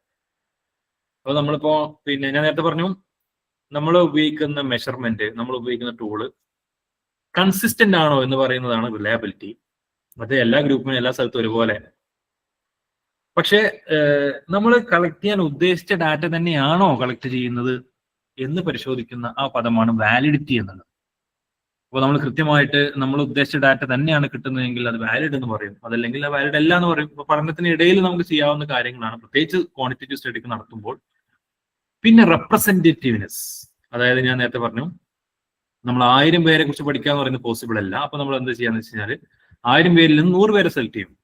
പക്ഷേ ഈ 100 പേര് 1000 പേരെ റെപ്രസെന്റ് ചെയ്യുന്നുണ്ടോ എന്ന് പരിശോധിക്കണം. നമ്മളിപ്പോ സാമ്പിൾസ് എന്ന് പറഞ്ഞാൽ എന്താ, നമ്മളിപ്പോ എപ്പോഴും പറയാറുള്ള പോലെ നമ്മൾ എന്താണ്, ഇപ്പൊ അരി വെന്തോ എന്ന് നോക്കാൻ നമ്മൾ എന്ത് ചെയ്യൂല, മൊത്തം അരി ഇങ്ങനെ എടുത്ത് നോക്കേണ്ട ആവശ്യമില്ല. നമ്മൾ എന്ത് ചെയ്താൽ മതി, കുറച്ച് അരി എടുത്ത് നോക്കിയാൽ മതി. അപ്പൊ നമ്മൾ എന്ത് സ്പൂണിൽ അരി എടുത്ത് ആ അരി വെന്തിട്ടുണ്ടെന്ന് മനസ്സിലാവും. അതാണ് സാമ്പിൾസ് എന്ന് പറഞ്ഞാൽ. അപ്പോൾ ഈ മൊത്തം അരി നമ്മൾ ചെക്ക് ചെയ്യാതെ അതിൽ നിന്ന് സാമ്പിൾ സെലക്ട് ചെയ്യുന്നു, എന്നിട്ട് മൊത്തം അരി വെന്തിട്ടുണ്ട് എന്ന് നമ്മൾ കൺക്ലൂഷനിലേക്ക് എത്തും. പക്ഷേ മനുഷ്യരെന്ന് പറയുന്ന അരിയല്ല, ഒരുപോലല്ല അവർ വേവുന്നത്. അതുകൊണ്ട് പല മനുഷ്യ വ്യത്യാസമുണ്ട്. ഇപ്പൊ റെപ്രസെന്റേറ്റീവ്സ് ഉറപ്പുവരുത്തുന്ന പറയുന്നത് കുറച്ചും കൂടി വളരെ കോംപ്ലക്സ് ആയിട്ടുള്ള ഒരു ചാലഞ്ചിങ് ആയിട്ടുള്ള ഒരു ഇതാണ്. കാരണം എല്ലാ കുട്ടികളും ഒരുപോലെയല്ല, എല്ലാ മനുഷ്യരും ഒരുപോലെയല്ല. പക്ഷെ എങ്കിൽ പോലും നമ്മൾ സെലക്ട് ചെയ്യുന്ന സാമ്പിൾസ് നമ്മൾ ആരെക്കുറിച്ചാണ് പഠിക്കുന്നത് അവരെ റെപ്രസെന്റ് ചെയ്തിരിക്കണം. ഫോർ എക്സാമ്പിൾ നമ്മൾ റാൻഡം സാമ്പിളിംഗ് ഉപയോഗിക്കുന്ന വെച്ചാൽ നമ്മൾ കണ്ണും പൂട്ടി എടുത്ത് ഇല്ല. ഇപ്പൊ ഒരു 100 പേരാണെങ്കിൽ ആ 100 പേരുടെ പേര് എഴുതിയിട്ട് നമ്മൾ എന്ത് ചെയ്യുന്നു, ഒരു ബോക്സിലിട്ട് ഇങ്ങനെ ഷഫിൾ ചെയ്തിട്ട് നമ്മൾ അതിന് ഇങ്ങനെ കണ്ണും പൂട്ടി എടുക്കുക. അതാണ് റാൻഡം സാമ്പിളിംഗ് എന്ന് പറയുന്നത്. റാൻഡം ആയിട്ട് സെലക്ട് ചെയ്യാം. പക്ഷേ കഷ്ടകാലത്തിന് നമ്മൾ എടുക്കുന്ന ഡാറ്റ മുഴുവൻ ഇപ്പൊ അതില് പിന്നെ നിങ്ങൾ ലേണേഴ്സിൽ ഇപ്പോൾ സ്ത്രീകളുണ്ട്, പുരുഷന്മാരുണ്ട്. പക്ഷെ ഞാൻ സെലക്ട് ചെയ്യുന്ന മുഴുവൻ കഷ്ടകാലത്തിന് അത് മുഴുവൻ പുരുഷന്മാരാണെങ്കിലോ സ്ത്രീകൾ റെപ്രസെന്റ് ചെയ്യപ്പെടുന്നില്ല. അപ്പൊ നമ്മൾ ആ സാമ്പിളിംഗ് എടുക്കുന്ന പ്രൊസീജിയറിന് ഒരു പ്രശ്നമുണ്ട്, നമ്മൾ അത് മാറ്റണം. അപ്പൊ എന്താ ചെയ്യേണ്ടതെന്ന് വെച്ചാൽ നമുക്ക് ചെയ്യാവുന്ന കാര്യം സ്ട്രാറ്റിഫൈഡ് റാൻഡം സാമ്പിളിംഗ് ആണ്. എന്താ വെച്ച് കഴിഞ്ഞാൽ പുരുഷന്മാരെ മുഴുവൻ പേര് ചെയ്തിട്ട് ഒരു ബോക്സ് ഇടുന്നു, സ്ത്രീകളുടെ മുഴുവൻ പേര് ചെയ്തിട്ട് മറ്റൊരു ബോക്സ് ഇടുന്നു, ഇത് ഷഫിൾ ചെയ്യുന്നു. അപ്പൊ രണ്ടിൽ നിന്നും ഈക്വലി 1ൽ നിന്ന് 10, 1ൽ നിന്ന് 10. അപ്പൊ നമുക്ക് എന്ത് ചെയ്യാൻ പറ്റും, പുരുഷന്മാരെ സ്ത്രീകളെയും നമ്മൾ സാമ്പിൾസിൽ നമുക്ക് ഇൻക്ലൂഡ് ചെയ്യാൻ പറ്റും. അപ്പൊ ഇങ്ങനെ നമ്മൾ ഓരോന്നും എന്താ പറയാ, അതുപോലെ തന്നെ ഏജ് ഗ്രൂപ്പ്. നമ്മൾ ഓപ്പൺ യൂണിവേഴ്സിറ്റി പ്രത്യേകത എന്ന് പറയുന്നത് 18 വയസ്സ് മുതൽ 85-90 വയസ്സ് വരെയുള്ള ലേണേഴ്സ് നമുക്കുണ്ട്. അപ്പൊ നമ്മൾ സെലക്ട് ചെയ്യുന്ന ലേണേഴ്സ് ഒരു എല്ലാവരും 20ന്റെയും 30ന്റെയും ഇടയിലുള്ളവരാണെങ്കിലോ അപ്പൊ നമുക്ക് അതെന്ത് ചെയ്യും, അത് ശ്രീനാരായണ ഗുരു ഓപ്പൺ യൂണിവേഴ്സിറ്റിയുടെ ലേണേഴ്സിനെ റെപ്രസെന്റ് ചെയ്യുന്നില്ല. കാരണം നമ്മുടെ ലേണേഴ്സ് എന്ന് പറഞ്ഞാൽ എല്ലാ ഏജ് ഗ്രൂപ്പിലുള്ളവരാണ്. അപ്പൊ നമ്മൾ എന്ത് ചെയ്യണം, പർപ്പസ്ഫുള്ളി ഓരോ ഏജ് ഗ്രൂപ്പിലെ ലേണേഴ്സിനെ പ്രത്യേകം സ്റ്റാറ്റിഫൈ ചെയ്തുകൊണ്ട് അതിൽ നിന്ന് സാമ്പിൾസ് കളക്ട് ചെയ്താൽ മാത്രമേ ഓപ്പൺ യൂണിവേഴ്സിറ്റി വിദ്യാർത്ഥികളെ എന്ന് പറയുന്ന ആ പോപ്പുലേഷൻ നമ്മൾ സാമ്പിൾസ് റെപ്രസെന്റ് ചെയ്യുള്ളൂ. അപ്പൊ ഇങ്ങനെ കൃത്യമായിട്ട് നമ്മൾ റെപ്രസെന്റേറ്റീവ്നെസ്, നമ്മൾ സെലക്ട് ചെയ്യുന്ന നമ്മൾ എടുക്കുന്ന സാമ്പിൾസ് ആ പോപ്പുലേഷനെ റെപ്രസെന്റ് ചെയ്യുന്നുണ്ടോ എന്ന് ഉറപ്പുവരുത്തുക. അതാണ് റെപ്രസെന്റേറ്റീവ്നെസ് എന്ന് പറയുന്നത്. അപ്പോൾ ഡാറ്റയുടെ ക്രൈറ്റീരിയ, അതാണ് ഞാൻ പറഞ്ഞത്. ഡാറ്റ എന്ന് പറയുന്നത് പിന്നെ നമ്മൾ കളക്ട് ചെയ്യുന്ന ഫാക്ട്സ്, ഒബ്സർവേഷൻസ്, നമ്മൾ ഇമേജുകൾ, കമ്പ്യൂട്ടർ പ്രോഗ്രാം സെലക്ട്, റെക്കോർഡിങ്സ്, മെഷർമെന്റുകൾ, നമ്മൾ എക്സ്പീരിയൻസുകൾ, ഇതൊക്കെ നമ്മുടെ ഡാറ്റയാണ്. അപ്പോൾ റിസർച്ച് ഡാറ്റ എന്ന് പറയുന്നത് നമ്മൾ കളക്ട് ചെയ്യുന്ന, ഒബ്സർവ് ചെയ്യുന്ന, ക്രിയേറ്റ് ചെയ്യപ്പെടുന്ന ഡാറ്റയാണ്. അനാലിസിന് വേണ്ടി നമ്മൾ കളക്ട് ചെയ്യുന്ന ഡാറ്റയാണ്. ഈ ഡാറ്റയുടെ റിലയബിലിറ്റിയും വാലിഡിറ്റിയും നമ്മൾ പരിശോധിക്കേണ്ടതാണ്. അപ്പോൾ റിലയബിലിറ്റി, വാലിഡിറ്റി എന്ന് പറയുന്നത് ആ ഡാറ്റയുടെ ക്വാളിറ്റി, റിസർച്ചിന്റെ ക്വാളിറ്റി ഇവാലുവേറ്റ് ചെയ്യാൻ വേണ്ടി ഉപയോഗിക്കുന്ന കൺസെപ്റ്റുകളാണ്. അപ്പോൾ ഒരു മെത്തേഡ് എത്രമാത്രം, അല്ലെങ്കിൽ ഒരു മെത്തേഡ്, അല്ലെങ്കിൽ ഒരു ടെക്നിക്ക്, അല്ലെങ്കിൽ ഒരു ടെസ്റ്റ് എത്ര കൃത്യമായിട്ടാണ് ഒന്നിനെ അളക്കുന്നത്, പഠിക്കുന്നത് എന്ന് പരിശോധിക്കും. അപ്പോൾ റിലയബിലിറ്റി എന്ന് പറയുന്നത് കൺസിസ്റ്റൻസിയാണ്. അതവിടെ പറയുന്നത് 121ാമത്തെ പേജില് കൺസിസ്റ്റൻസി ഓഫ് എ മെഷർ. ഒരു മെഷർമെന്റ് എത്രമാത്രം കൺസിസ്റ്റന്റ് ആണ്. വാലിഡിറ്റി എന്ന് പറയുന്നത് അതിന്റെ അക്യുറസിയാണ്. ആ ഒരു നമ്മൾ ഉപയോഗിക്കുന്ന മെഷർമെന്റ് നമ്മൾ ഉപയോഗിച്ച് തന്നെയാണോ പഠിക്കുന്നത് എന്നുള്ള വിഷയം. ഓക്കെ, അപ്പൊ റിലയബിലിറ്റി എന്ന് പറയുന്നത് എത്രമാത്രം കൺസിസ്റ്റന്റ്ലി ആണ് ഒരു മെത്തേഡ് ഒന്നിനെ മെഷർ ചെയ്യുന്നത്. ഒരേ റിസൾട്ട് തന്നെയാണ് കൺസിസ്റ്റന്റ്ലി നമുക്ക് ലഭിക്കുന്നത്. ഓക്കെ, ഒരേ സർക്കംസ്റ്റാൻസിൽ ഒരേ മെത്തേഡ് ഉപയോഗിക്കുമ്പോൾ സെയിം റിസൾട്ട് തന്നെയാണ് കിട്ടുന്നത്. അങ്ങനെയാണെങ്കിൽ അത് റിലയബിൾ ആണെന്ന് പറയാൻ പറ്റും. നേരെ മറിച്ച് വാലിഡിറ്റി എന്ന് പറയുന്നത് പിന്നെ നമ്മൾ ഉദ്ദേശിച്ച ഡാറ്റ തന്നെയാണ് കളക്ട് ചെയ്യുന്നത് പറയാനാണ്. ഇപ്പം ഫോർ എക്സാമ്പിൾ ഇപ്പോൾ ഈ ആളുകളൊക്കെ ഡിഫറെന്റ്ലി റെസ്പോണ്ട് ചെയ്യും പല സമയത്ത്. ഓക്കെ, അപ്പൊ നമ്മൾ ഒരേ ചോദ്യത്തിന് ചോദിക്കുമ്പോൾ ആളുകൾ ചിലപ്പോൾ അവർക്ക് സംസാരിക്കാൻ നല്ല മൂഡുണ്ടാവും, ചിലപ്പോൾ അവർ സംസാരിക്കില്ല. അപ്പൊ അതൊക്കെ നമ്മൾ റിസർച്ചിനെ ബാധിക്കാൻ സാധ്യത. അതുകൊണ്ട് ഇതൊക്കെ നമ്മൾ പരിശോധിക്കണം. ഓക്കെ, അപ്പൊ നമ്മൾ റിസർച്ച് ഡിസൈൻ എന്ന് പറയുന്നത് പിന്നെ നമ്മൾ ആളുകളോട് ഇൻഫർമേഷൻ വേണ്ടി ചോദിക്കുമ്പോൾ അവർക്ക് അറിയുന്ന ചോദ്യങ്ങൾ ചോദിക്കുക. എന്നിട്ട് ഇവരിങ്ങനെ റെസ്പോണ്ട് ചെയ്യുമ്പോൾ ഇത് മറ്റു പല കാരണങ്ങളും ഉണ്ടോ എന്ന് നമ്മൾ നോക്കണം. ഇപ്പോൾ കുട്ടികളെ നമ്മൾ സെലക്ട് ചെയ്തു. കുട്ടികൾക്ക് അവരുടെ സ്ട്രെസ് ലെവല് അല്ലെങ്കിൽ അവരുടെ പിന്നെ ടീച്ചിങ് എഫക്റ്റീവ് ആണ്. ഇപ്പോൾ ഓപ്പൺ യൂണിവേഴ്സിറ്റിയിലെ വിദ്യാർത്ഥികൾ, ഉദാഹരണം നേരത്തെ പറഞ്ഞ ഉദാഹരണം, അപ്പോൾ ആ ലേണേഴ്സ് സെലക്ട് ചെയ്ത് നമ്മൾ എന്ത് ചെയ്ത് അവരോട് ഇങ്ങനെ ടെസ്റ്റ് ചെയ്യുന്നു. അവരുടെ ഓൺലൈൻ ലേണിംഗ് ആണോ അല്ലെങ്കിൽ ഓഫ്ലൈൻ ലേണിംഗ് ആണോ അവർക്ക് ഏറ്റവും എഫക്റ്റീവ് എന്ന് നോക്കുമ്പോൾ നമ്മൾ പരിശോധിക്കുമ്പോൾ ചിലപ്പോൾ നമ്മൾ ചോദിക്കുന്ന ചോദ്യങ്ങൾ നമ്മളെന്താണ്, ഈ ഓൺലൈൻ ലേണിംഗ് ആണോ ഓഫ്ലൈൻ ലേണിംഗ് ആണോ അവർക്ക് ഏറ്റവും എഫക്റ്റീവ് എന്ന് അറിയാൻ വേണ്ടി നമ്മൾ ചില മെഷർമെന്റുകൾ നമ്മൾ ഉപയോഗിച്ചു എന്ന് വിചാരിക്കുക. അവർക്ക് ഞാൻ 10 ചോദ്യങ്ങൾ കൊടുത്തു. ആ 10 ചോദ്യങ്ങൾക്ക് അവർ ആ പാഠഭാഗത്ത് ഞാൻ ചോദിക്കുകയാണ്. അപ്പൊ നമുക്ക് എന്ത് ചെയ്യാൻ പറ്റും, ആ പാഠഭാഗത്ത് നിന്ന് ഓഫ്ലൈൻ ലേണിങ്ങിലൂടെ പഠിച്ച ഭാഗവും ഓൺലൈൻ ലേണിങ്ങിലൂടെ പഠിച്ച ഭാഗങ്ങളുമാണ് നമ്മൾ എന്ത് ചെയ്യുന്നത്, അതിൽ നിന്ന് 10 ചോദ്യങ്ങൾ ഈക്വലി നമ്മൾ കൊടുത്തിട്ടുണ്ട്. പക്ഷെ ഇവിടെ പ്രശ്നം വെച്ചാല് ചിലപ്പോൾ കുട്ടികൾ എന്താണ്, അവർക്ക് നല്ല തിരക്കുണ്ടോ അല്ലെങ്കിൽ അവർ തീരെ ആൻസർ ചെയ്യാനുള്ള മൂഡിലാവില്ല, അല്ല വേറെ എന്തെങ്കിലും അവര് വേറെ എന്തെങ്കിലും ഒരു പ്രശ്നത്തിലാണെങ്കിൽ അവരെന്തെങ്കിലും കൃത്യമായിട്ട് ആൻസർ ചെയ്യില്ല. ചില സന്ദർഭങ്ങളിൽ നന്നായിട്ട് ആൻസർ ചെയ്യും. അപ്പൊ ഇത് നമ്മുടെ റിസർച്ചിനെ ബാധിക്കാൻ പാടില്ല. അപ്പൊ എന്താണെന്ന് വെച്ചാൽ അപ്പൊ അത് റിലയബിൾ അല്ല എന്ന് പറയും. അപ്പൊ അതുകൊണ്ട് നമ്മൾ റിലയബിലിറ്റി ഉറപ്പുവരുത്തണം. ഓക്കെ, അതിന് പൊതുവെ ഉപയോഗിക്കപ്പെടുന്ന മെത്തേഡാണ് റിലയബിലിറ്റി അളക്കാൻ വേണ്ടി ടെസ്റ്റ് റീടെസ്റ്റ് മെത്തേഡ്. അപ്പൊ നമ്മൾ എന്ത് സെയിം മെഷർമെന്റ് തന്നെ 2 വട്ടം ഉപയോഗിച്ച് നോക്കുക. അപ്പൊ രണ്ടും ഏകദേശം ഫുൾ ഒരുപോലെ കിട്ടിക്കൊള്ളുന്നില്ല, പക്ഷെ ഏകദേശം ഒരുപോലെ വരുന്നുണ്ടെങ്കിൽ, കോറിലേഷൻ കൃത്യമാണെങ്കിൽ അത് റിലയബിൾ ആണെന്ന് പറയാൻ പറ്റും. ഓക്കെ, അപ്പൊ ഇവിടെ തന്നെ ഞാൻ എന്താണ് ഓപ്പൺ യൂണിവേഴ്സിറ്റി വിദ്യാർത്ഥികളുടെ അവരുടെ ഓൺലൈൻ ടീച്ചിങ് ആണ് എഫക്റ്റീവ് എന്ന് പറയാൻ വേണ്ടിയിട്ട് ഞാനൊരു 10 ചോദ്യങ്ങൾ എന്ന് പറഞ്ഞാൽ റേറ്റിംഗ് ആണ്. അപ്പൊ ഞാൻ ചോദ്യം ചോദിച്ചിട്ട് അവരോട് ഇതിനോട് അഗ്രി ചെയ്യുന്നുണ്ടോ ഡിസഗ്രി ചെയ്യുന്നുണ്ടോ, അങ്ങനെ റേറ്റിംഗ് സ്കെയില് വളരെ റേറ്റിംഗ് സ്കെയിൽ ഉപയോഗിക്കാം. 0 മുതൽ 5 വരെ പോയിന്റ് കൊടുത്തിട്ട് അഗ്രി, ഡിസഗ്രി, സ്ട്രോങ്ലി അഗ്രി എന്നൊക്കെ പറഞ്ഞിട്ടുണ്ട്. ഓക്കെ, അത് കൊടുത്തു. അപ്പൊ അവര് റെസ്പോണ്ട് ചെയ്ത് തന്നു. ഇതേപോലെ എന്ത് ചെയ്യുക, ആ കുട്ടികൾ ഒന്നും കൂടി ടെസ്റ്റ് നടത്തി നോക്കുക. അപ്പൊ ഏകദേശം സെയിം റിസൾട്ട് ആണെങ്കിൽ ഓക്കെ, ഞാൻ ഈ മെഷർമെന്റ് റിലയബിൾ ആണെന്ന് പറയാൻ പറ്റും. ഭയങ്കരമായി വ്യത്യാസപ്പെടുന്നുണ്ടെങ്കിൽ അത് മെഷർമെന്റ് റിലയബിൾ അല്ല എന്ന് പറയേണ്ടത്. ഇനി മറ്റൊന്നാണ് സ്പ്ലിറ്റ് ഹാഫ് വേ മെത്തേഡ്. ഇത് നമ്മൾ ഒരു ഗ്രൂപ്പിനെ തന്നെ 2ആയി തിരിച്ചുകൊണ്ട് നമുക്ക് ടെസ്റ്റ് ചെയ്യാൻ പറ്റും. ഉദാഹരണം പറയുകയാണെങ്കിൽ ഇപ്പോൾ 40 പേരാണെങ്കിൽ എന്ത് ചെയ്യാം, അപ്പൊ ഒരു ടെസ്റ്റിനെ തന്നെ 2 വട്ടം ചെയ്യുന്നതാണ് ടെസ്റ്റ് റീടെസ്റ്റ് മെത്തേഡ്. പക്ഷെ അതിന്റെ പ്രശ്നം വെച്ചാൽ ഈ ഗ്രൂപ്പിനെ തന്നെ പിന്നെയും കിട്ടണ്ടേ. അവര് വലിയ തിരക്കിലാണെങ്കിലോ ഒക്കെ വലിയ ബുദ്ധിമുട്ടാണ് എല്ലാവരും ഒരുമിച്ച് കൂട്ടാന്ന് പറയും, പ്രത്യേകിച്ച് ഓപ്പൺ യൂണിവേഴ്സിറ്റി. അപ്പൊ അതിനെന്താ വെച്ചാൽ നമുക്കൊരു 40 പേരെ കിട്ടിയെങ്കിൽ ആ 40 20 പേരെ 20 2 ഗ്രൂപ്പാക്കി തിരിച്ചിട്ട് ഈ സെയിം എന്ത് ചെയ്യുന്ന വെച്ചാൽ ഈ മെഷർമെന്റ് ഒന്ന് ചെക്ക് ചെയ്ത് നോക്കുക. അപ്പോൾ ഇത് തമ്മിൽ ഏകദേശം ഒരുപോലെ കിട്ടുന്നുണ്ടെങ്കിൽ മെഷർമെന്റ് കൃത്യമാണെന്ന് പറയാൻ പറ്റും.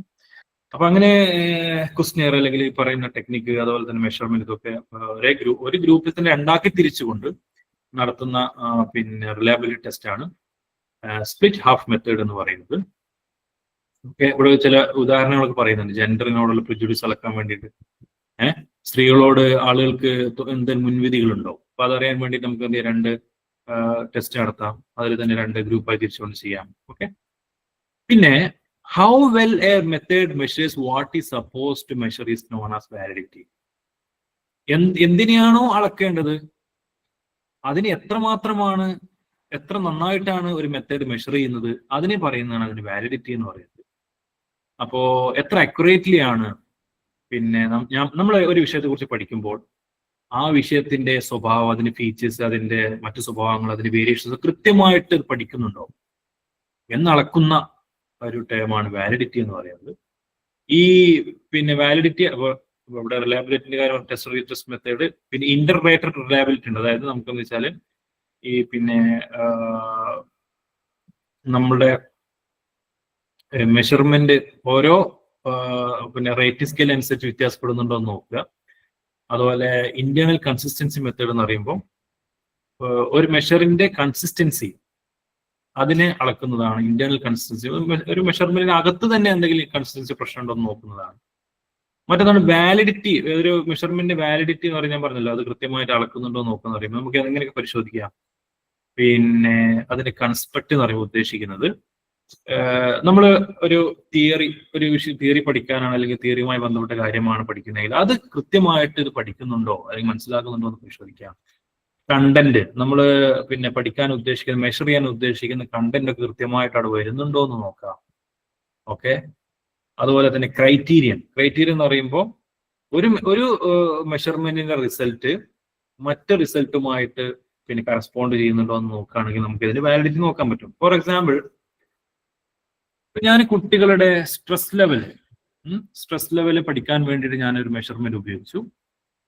പക്ഷേ ഇതേപോലെ തന്നെ പിന്നെ സ്ട്രെസ് ലെവൽ അളക്കുന്ന വേറൊരു മെത്തേഡ് ഉണ്ടെങ്കിൽ അതുമായി ഒന്ന് കോറിലേറ്റ് അല്ലെങ്കിൽ ബന്ധപ്പെടുത്തി അല്ലെങ്കിൽ ഇതേ സെയിം രൂപത്തിലുള്ള മറ്റൊരു മെഷർമെന്റുമായി ബന്ധപ്പെടുത്തി മനസ്സിലാക്കി നോക്കുക. അപ്പൊ നമുക്ക് എന്ത് ചെയ്യാൻ പറ്റും?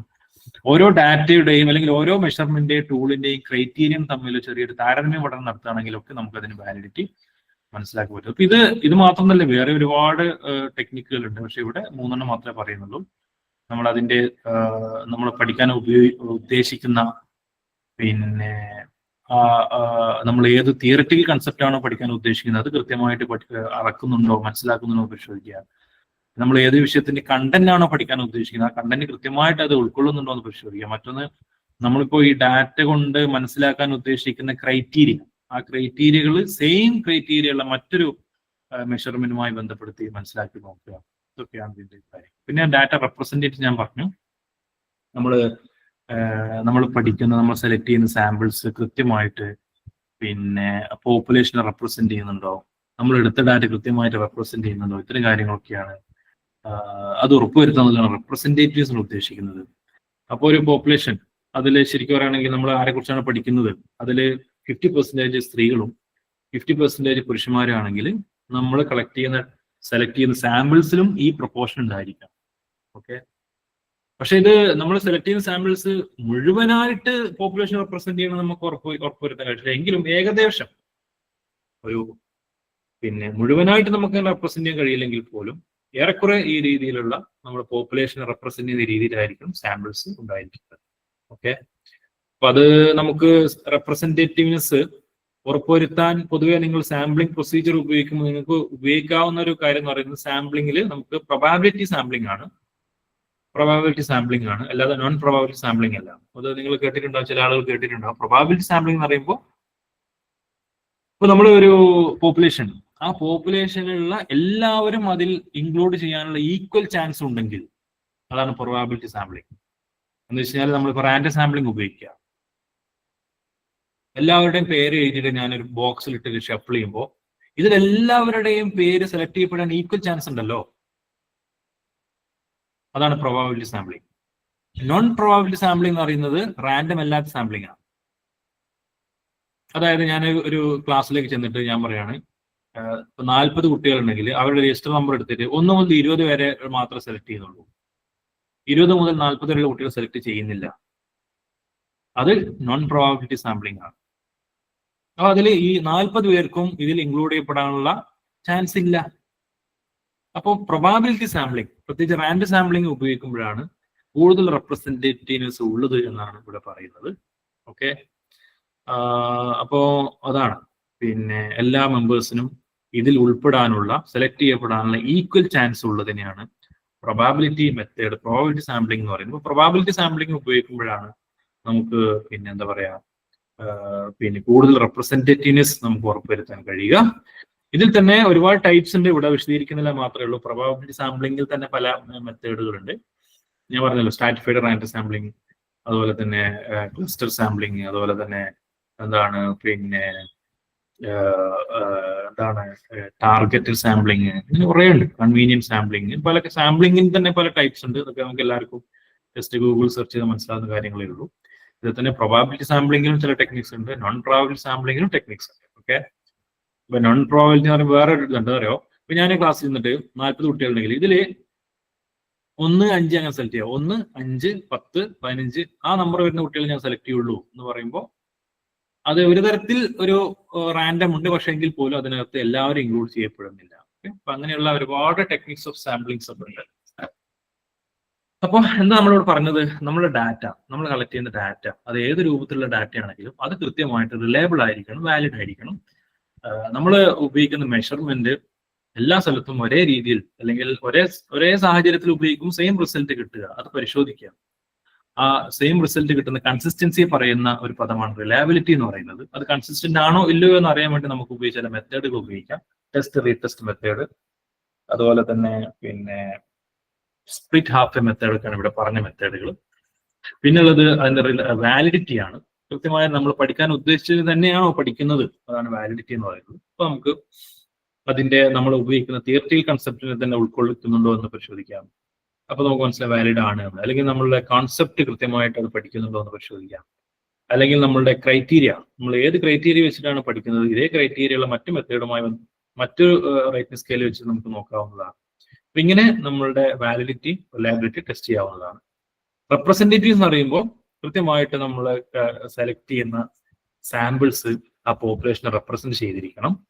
അത് മുഴുവനായിട്ട് 100% റെപ്രസെന്റ് ചെയ്യാന്ന് പറയുന്നത് പോസിബിൾ അല്ല, എങ്കിലും ഒരു 90% എങ്കിലും റെപ്രസെന്റ് ചെയ്തിരിക്കണം. അതിന് ഏറ്റവും നല്ല വഴി എന്ന് പറയുന്നത് സാമ്പിൾസ് സെലക്ട് ചെയ്യുമ്പോൾ നമ്മൾ പ്രൊബാബിലിറ്റി സാമ്പിളിംഗ് ഉപയോഗിക്കുന്നതാണ്. എന്ന് വെച്ചാൽ റാൻഡം സാമ്പിളിംഗിൽ തന്നെ ആരെയും നഷ്ടപ്പെടാത്ത രൂപത്തിൽ നമ്മളുടെ ഡാറ്റയുടെ നമ്മുടെ പോപ്പുലേഷന്റെ സ്വഭാവം അനുസരിച്ച് എല്ലാവരും ഈക്വൽ ചാൻസ് ഉണ്ടോ അല്ലെങ്കിൽ ഈക്വലി റെപ്രസെന്റ് ചെയ്യപ്പെടുന്നുണ്ടോ പരിശോധിക്കാം.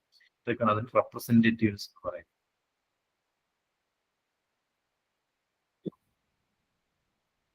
ഇനി അവസാനമായിട്ട് നമ്മൾ സമയം കുറച്ച് തുടങ്ങാൻ വൈകിയത് കൊണ്ട് കുറച്ച് സമയത്തിന്റെ ഒരു പരിമിതിയുണ്ട്. പക്ഷെ എങ്കിൽ പോലും നമ്മൾ മുഴുവൻ വിഷയങ്ങൾ പറയുന്നില്ല, ഒന്നും ഒഴിവാക്കി പറയുന്നില്ല. ഇന്നത്തെ ക്ലാസ്സിന്റെ അവസാനമായിട്ട് ഡിസ്കസ് ചെയ്യാനുള്ള വളരെ പ്രധാനപ്പെട്ട ഒരു ഭാഗമാണ് കമ്മ്യൂണിറ്റി ബേസ്ഡ് റിസർച്ച് എന്ന് പറയുന്നത്. ഇത് വളരെ സിമ്പിൾ ആണ്, അത്രയേ ഉള്ളൂ. അതായത് പൊതുവേ നമ്മൾ റിസർച്ച് എന്ന് പറയുന്നത് നമ്മൾ മനസ്സിലാക്കുന്നത് എന്താണ്, ഒരു റിസർച്ചർ ക്വസ്റ്റ്യൻസ് ഉണ്ടാക്കി, ഒബ്ജക്റ്റീവ്സ് ഉണ്ടാക്കി, മെത്തേഡിനെ കുറിച്ച് ഐഡന്റിഫൈ ചെയ്തു, എന്നിട്ട് പോയി പഠിക്കുന്നു. അപ്പോൾ പഠിക്കുന്നവൻ പഠിക്കപ്പെടുന്നവൻ, ഓക്കെ, പഠിക്കുന്നവൻ ഞാൻ പഠിക്കപ്പെടുന്നവൻ. അപ്പോ എന്ത് പഠിക്കണം ഞാൻ തീരുമാനിക്കുന്നു, ഏത് മെഷർമെന്റ് ഉപയോഗിക്കണം എന്ന് ഞാൻ തീരുമാനിക്കുന്നു, ഏത് ടൂൾ ഉപയോഗിക്കണം എന്ന് ഞാൻ തീരുമാനിക്കുന്നു. അതൊരു കൺവെൻഷണൽ ആയിട്ടുള്ള റിസർച്ച് ഒരു രീതിയാണ്. അതിന് പകരം ഞാൻ ഒന്നും ആലോചിക്കാതെ ഞാൻ കമ്മ്യൂണിറ്റിയിലേക്ക് ചെല്ലുന്നു, എന്നിട്ട് അവരുടെ കൂടെ ഇരുന്നു കൊണ്ട് പഠിക്കുന്നു, എന്നിട്ട് അവരെക്കുറിച്ച് എന്ത് പഠിക്കണമെന്ന് തീരുമാനിക്കുന്ന അവർ തന്നെയാണ്. എന്താണ് അവരുടെ പ്രശ്നം അത് മനസ്സിലാക്കിയിട്ട്, അത് മനസ്സിലാക്കാൻ ഞാൻ അവിടെ ചെല്ലണമല്ലോ. അവർ ചെല്ലുന്നതിന് മുമ്പ് തന്നെ, അവിടെ പോകുന്നതിന് മുമ്പ് തന്നെ നമ്മൾ അവർക്ക് എന്ത് വേണം നമ്മൾ തീരുമാനിക്കുന്നില്ല. അപ്പുറം നമ്മൾ ആ ഏത് കമ്മ്യൂണിറ്റിയെ കുറിച്ചാണ് പഠിക്കുന്നത്, ആ കമ്മ്യൂണിറ്റിയിൽ ചെന്നുകൊണ്ട് അവരുടെ പ്രശ്നം മനസ്സിലാക്കി, അവർക്ക് എന്താണ് ഏറ്റവും ആവശ്യം, അവർക്ക് വെള്ളത്തിന് പ്രശ്നമാണോ, അല്ലെങ്കിൽ അവർക്ക് ഫുഡിന്റെ പ്രശ്നമാണോ ഉള്ളത്, അല്ലെങ്കിൽ അവർക്ക് ആരോഗ്യത്തിന്റെ പ്രശ്നങ്ങളാണ്, ആ പ്രശ്നം മനസ്സിലാക്കിയിട്ട് ആ പ്രശ്നം പരിഹരിക്കുന്നതിന് വേണ്ടി അവരിൽ നിന്ന് തന്നെ പിന്നെ റിസർച്ച് ക്വസ്റ്റ്യൻസ് ഉണ്ടാക്കി മെത്തേഡ് ഏത് വേണമെന്ന് അവരിൽ നിന്ന് തന്നെ സജഷൻസ് എടുത്തുകൊണ്ട് പഠിക്കുന്ന ഒരു ടൈപ്പ് ഓഫ് റിസർച്ചാണ് കമ്മ്യൂണിറ്റി ബേസ്ഡ് റിസർച്ച്, CBR എന്ന് പറയുന്നത്. അതൊരു ടൈപ്പ് ഓഫ് റിസർച്ചാണ്. നമ്മൾ നേരത്തെ പറഞ്ഞത് റിസർച്ചാണ്. ഇതൊരു ടൈപ്പ് ഓഫ് റിസർച്ച്, ഇത് വളരെ ഇമ്പോർട്ടന്റ് ആയ റിസർച്ചാണ്. ഇങ്ങനെ, അതായത് പ്രത്യേകിച്ച് നമ്മൾ ഒരു കമ്മ്യൂണിറ്റിയുടെ, നമ്മൾ ആരെ കുറിച്ചാണ് പഠിക്കുന്നത്, അവരുടെ പ്രശ്ന പരിഹാരമാണ് നമ്മൾ ഉദ്ദേശിക്കുന്നത്, ഏറ്റവും നല്ലത് കമ്മ്യൂണിറ്റി ബേസ്ഡ് റിസർച്ചാണ്. കഴിഞ്ഞ എക്സാമിൽ ഇതിന്റെ പിന്നെ CBRനെ കുറിച്ച് ചോദ്യം ചോദിച്ചിരുന്നു. അതായത് പിന്നെ ഒരു 5 മാർക്കിന് ഷോർട്ട് നോട്ട് എന്താണ് CBR ചോദിച്ചിട്ടുണ്ട്. എനിക്ക് തോന്നുന്നത് കഴിഞ്ഞ എക്സാമില് ഈ CBR എന്നുള്ള വിഷയം ഷോർട്ട് നോട്ടിൽ വന്നിട്ടുണ്ട്, essay ക്വസ്റ്റിനും വന്നിട്ടുണ്ട്. അതിങ്ങനെ റിപ്പീറ്റ്ലി ചോദിച്ചിരുന്നു. അപ്പോൾ വളരെ ഇമ്പോർട്ടന്റ് ആയിട്ടുള്ള ഒരു പോർഷനാണ് കമ്മ്യൂണിറ്റി ബേസ്ഡ് റിസർച്ച് എന്ന് പറയുന്നത്. ഇവിടെ നമ്മൾ ആരെക്കുറിച്ചാണ് പഠിക്കുന്നത്, അവരെ കുറിച്ചല്ല നമ്മൾ പഠിക്കുന്നത്, അവരുടെ കൂടെയാണ് നമ്മൾ പഠിക്കുന്നത്. We are with them. The community that we are going to study, they are with us. നമ്മുടെ കൂടെ നിന്നുകൊണ്ടാണ് പഠിക്കുന്നത്. നമ്മൾ അവരുടെ മേൽ, ഓൺ അല്ല, മറിച്ച് വിത്ത്. ഓക്കെ, അവർ നമ്മുടെ കോ റിസർച്ചറാണ്, സഹപ്രവർത്തകരാണ്. അല്ലാതെ ഞാൻ ഗവേഷകനും അവർ ഗവേഷണം ചെയ്യപ്പെടുന്നവർ എന്നുള്ള രീതിയിലല്ല, മറിച്ച് അവരെന്റെ സഹഗവേഷകർ എന്ന രീതിയിലാണ് ചെയ്യുന്നത്. അതിനെക്കുറിച്ചൊക്കെയാണ് ഈ യൂണിറ്റിൽ പറയുന്നത്. അപ്പൊ കമ്മ്യൂണിറ്റി ബേസ്ഡ് റിസർച്ച് എന്ന് പറയുന്നത് ഒരു പാർട്ടിസിപ്പേറ്ററി അപ്രോച്ച് ആണ്. അവിടെ നമ്മൾ റിസർച്ച് പ്രൊജക്ട് എന്ന് പറയുന്നത് കമ്മ്യൂണിറ്റിയാണ് തീരുമാനിക്കുന്നത്, അവരുടെ പ്രയോറിറ്റി, അവരെ ഇൻവോൾവ് ചെയ്തുകൊണ്ടുള്ള നമ്മുടെ മൊത്തത്തിൽ നമ്മുടെ റിസർച്ചിന്റെ എൻറ്റയർ പ്രോസസ്സിൽ കമ്മ്യൂണിറ്റി ഇൻവോൾവ് ആയിരിക്കും. ഓക്കെ, ഇപ്പോൾ ആളുകളുടെ പ്രാക്ടിക്കൽ പ്രശ്നങ്ങൾ, കൺസേൺസ് മനസ്സിലാക്കിയിട്ട്, എന്നിട്ട് പിന്നെ ഇവിടെ ആരാണ് റിസർച്ചർ, അയാളുടെ റോള്, ആരെക്കുറിച്ചാണ് റിസർച്ച് ചെയ്യപ്പെടുന്നത്, അവരുടെ റോൾ, ഇത് കംപ്ലീറ്റ് ഈ ടൈപ്പ് ഓഫ് റിസർച്ച് വളരെ വ്യത്യാസമുണ്ട് എന്നുള്ളതാണ്. അപ്പോൾ CBR എന്ന് പറയുന്നത് ഒരു പാർട്ടിസിപ്പേറ്ററി ആക്ഷൻ റിസർച്ച് ആയിട്ടാണ് ഡെവലപ്പ് ചെയ്യപ്പെട്ടത്. അതായത് ആളുകളുടെ കൂടെ നിന്നുകൊണ്ട് അവർ പാർട്ടിസിപ്പേറ്റ് ചെയ്തുകൊണ്ട് എന്താ പറയാ, അവർക്ക് അവരുടെ പ്രശ്നങ്ങൾക്ക് പരിഹാരം കണ്ടെത്തുക, സോഷ്യൽ ചേഞ്ച് ഉണ്ടാക്കുക, മാറ്റങ്ങൾ കൊണ്ടുവരിക, ആ പ്രശ്നത്തിൽ പരിഹാരം നിർദ്ദേശിക്കുക, കൊണ്ടുവരിക. അതിനുവേണ്ടി ഡിസൈൻ ചെയ്യപ്പെട്ട ഒരു റിസർച്ചിന്റെ ഭാഗമാണ് കമ്മ്യൂണിറ്റി ബേസ്ഡ് റിസർച്ച് എന്ന് പറയുന്നത്. അത് ഡെവലപ്പ് ചെയ്തത് കുട്ട് ലെവിൻ, അതുപോലെ തന്നെ ഒർലാൻഡോ ഫാൾസ് ബോർട്ട എന്ന് പറയുന്ന സ്കോളേഴ്സ് ആണ്. ഒരു 1 വേർഡ് ക്വസ്റ്റ്യൻസ് വരാൻ സാധ്യതയുണ്ട്. അപ്പൊ ഇതുകൊണ്ട് ഈ റിസർച്ചാണ് ഉദ്ദേശിക്കുന്നത് നമ്മളെ അറിവ് വർദ്ധിപ്പിക്കുക, പിന്നെ ഒരു പ്രോബ്ലത്തെ കുറിച്ച്, സോഷ്യൽ പ്രോബ്ലത്തെ കുറിച്ചുള്ള ആളുകൾ പബ്ലിക് അവയർനെസ് അത് എക്സ്റ്റെൻഡ് ചെയ്യുക, എന്നിട്ട് ആ നോളജ് ഉപയോഗിച്ചുകൊണ്ട് സോഷ്യൽ പൊളിറ്റിക്കൽ ഇന്റർവെൻഷൻസ്, അത് കമ്മ്യൂണിറ്റിക്ക് ഉപകാരപ്പെടുന്ന രൂപത്തിൽ ഒരു സാമൂഹികമായിട്ടുള്ള ഒരു അവബോധം ഉണ്ടാക്കുക, എന്നിട്ട് അതിന്റെ പ്രശ്നപരിഹാരം കണ്ടെത്തുക എന്നുള്ളതാണ് കമ്മ്യൂണിറ്റി ബേസ്ഡ് റിസർച്ച് എന്ന് ഉദ്ദേശിക്കുന്നത്. അപ്പോൾ കമ്മ്യൂണിറ്റി ബേസ്ഡ് റിസർച്ച് എന്ന് പറയുന്നത് എന്താണ്? It is the research that is conducted with and for കമ്മ്യൂണിറ്റിയുടെ കൂടെ അവർക്ക് വേണ്ടി നടത്തപ്പെടുന്ന റിസർച്ചാണ്, അല്ലാതെ നോട്ട് ഓൺ അവരുടെ മേലെ അടിച്ചേൽപ്പിക്കാൻ ഞാനിപ്പോൾ അത് ഉപയോഗിക്കുന്നില്ല, അവരെ കുറിച്ച് പഠിക്കുന്ന റിസർച്ച് അല്ല, അവരുടെ കൂടെ അവർക്ക് വേണ്ടി പഠിക്കപ്പെടുന്ന റിസർച്ചാണ്. അതാണ് കമ്മ്യൂണിറ്റി ബേസ്ഡ് റിസർച്ചിന്റെ ഒരു ഡെഫിനിഷൻ എന്ന് പറയുന്നത്. ഓക്കെ, ഇതിന്റെ പ്രധാനപ്പെട്ട പ്രിൻസിപ്പിൾസ് എന്താണെന്ന് ചോദിച്ചു കഴിഞ്ഞാൽ, ഒന്ന് കൊളാബറേറ്റീവ് ആണ്, പരസ്പര സഹകരണമാണ് ഇവിടെ ഉള്ളത്. അതായത് നമ്മൾ റിസർച്ചിന്റെ ഭാഗമായിട്ടുള്ള ആളുകളെല്ലാം തന്നെ നമ്മളെല്ലാ റിസർച്ചിന്റെ എല്ലാ സ്റ്റേജിലും നമ്മൾ സഹകരിക്കുന്നു, അവർ കൊളാബറേറ്റേഴ്സ് ആണ്, പരസ്പരം സഹകരിക്കുന്നവരാണ്. കമ്മ്യൂണിറ്റി പാർട്ട്നേഴ്സ് അല്ലെങ്കിൽ അക്കാഡമിക് എക്സ്പേർട്സ് അവർ ഒന്നിച്ച് വർക്ക് ചെയ്യുന്നു.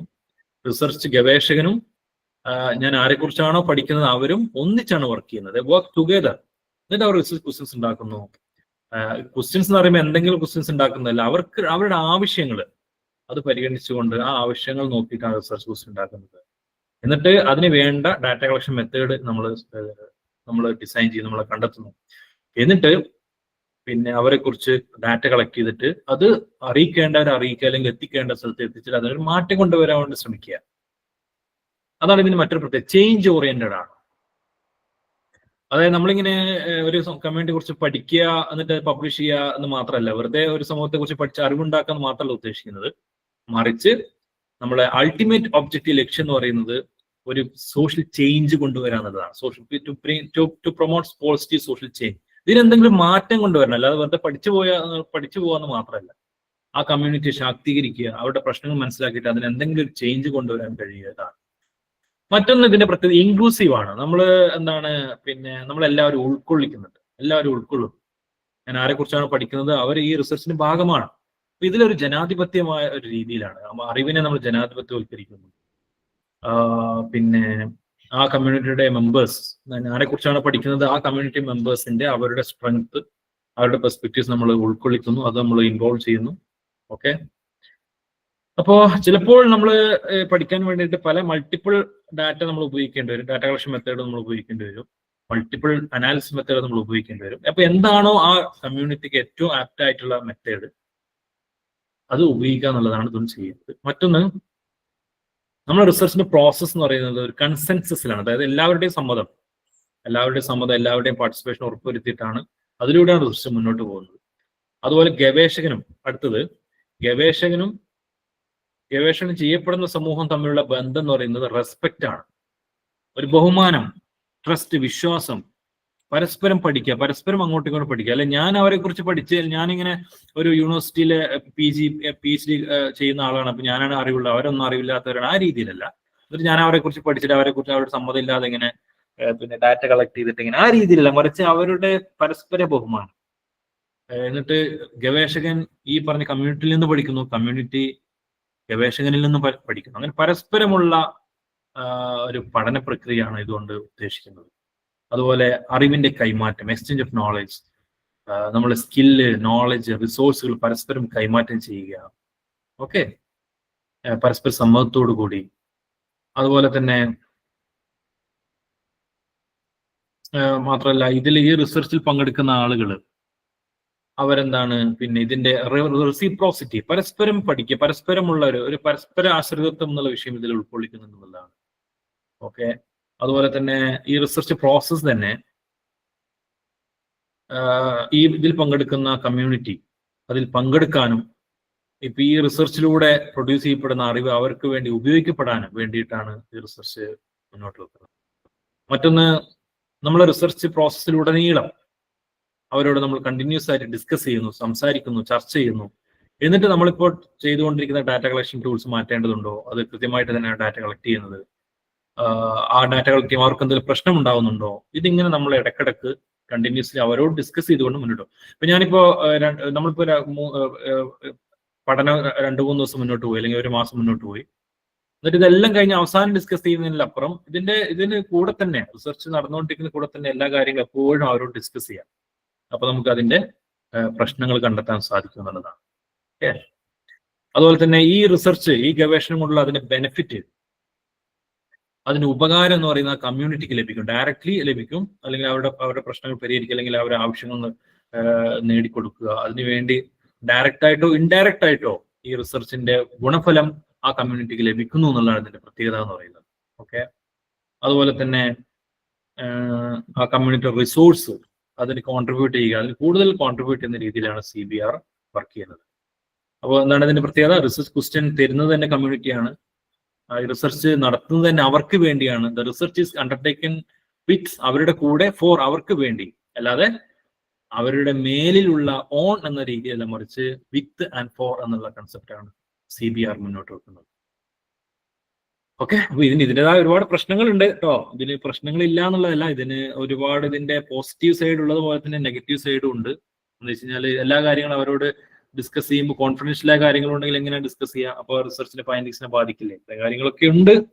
പക്ഷെ എങ്കിൽ പോലും ചില ടൈപ്പ് ഓഫ് റിസർച്ചിന്, ഇപ്പൊ നിങ്ങൾ ഉദാഹരണം പറയുകയാണെങ്കിൽ ഏതെങ്കിലും ഇതുവരെ നാട്ടിൽ ചെന്നുകൊണ്ട് അവിടെയുള്ള ആദിവാസി കമ്മ്യൂണിറ്റിയോ അല്ലെങ്കിൽ വളരെ പ്രശ്നങ്ങൾ അനുഭവിക്കുന്ന, കഷ്ടതകൾ അനുഭവിക്കുന്ന സമൂഹങ്ങളാണെങ്കിൽ, ഇപ്പൊ എന്താണ് അവിടെ വെള്ളപ്രശ്നം, കുടിവെള്ളമില്ലാത്താണ് പ്രശ്നമെങ്കിൽ അതിനെക്കുറിച്ചാണ് പഠിക്കുക. കാരണം അവരുടെ ആവശ്യം അതാണ്.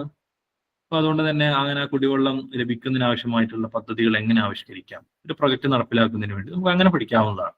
ഓക്കെ. എന്നിട്ട് അതിന്റെ അവർക്ക് ഗുണഫലം കിട്ടിയിരിക്കണം. അതാണ് ഈ റിസർച്ചിന്റെ പ്രത്യേകത എന്ന് പറയുന്നത്.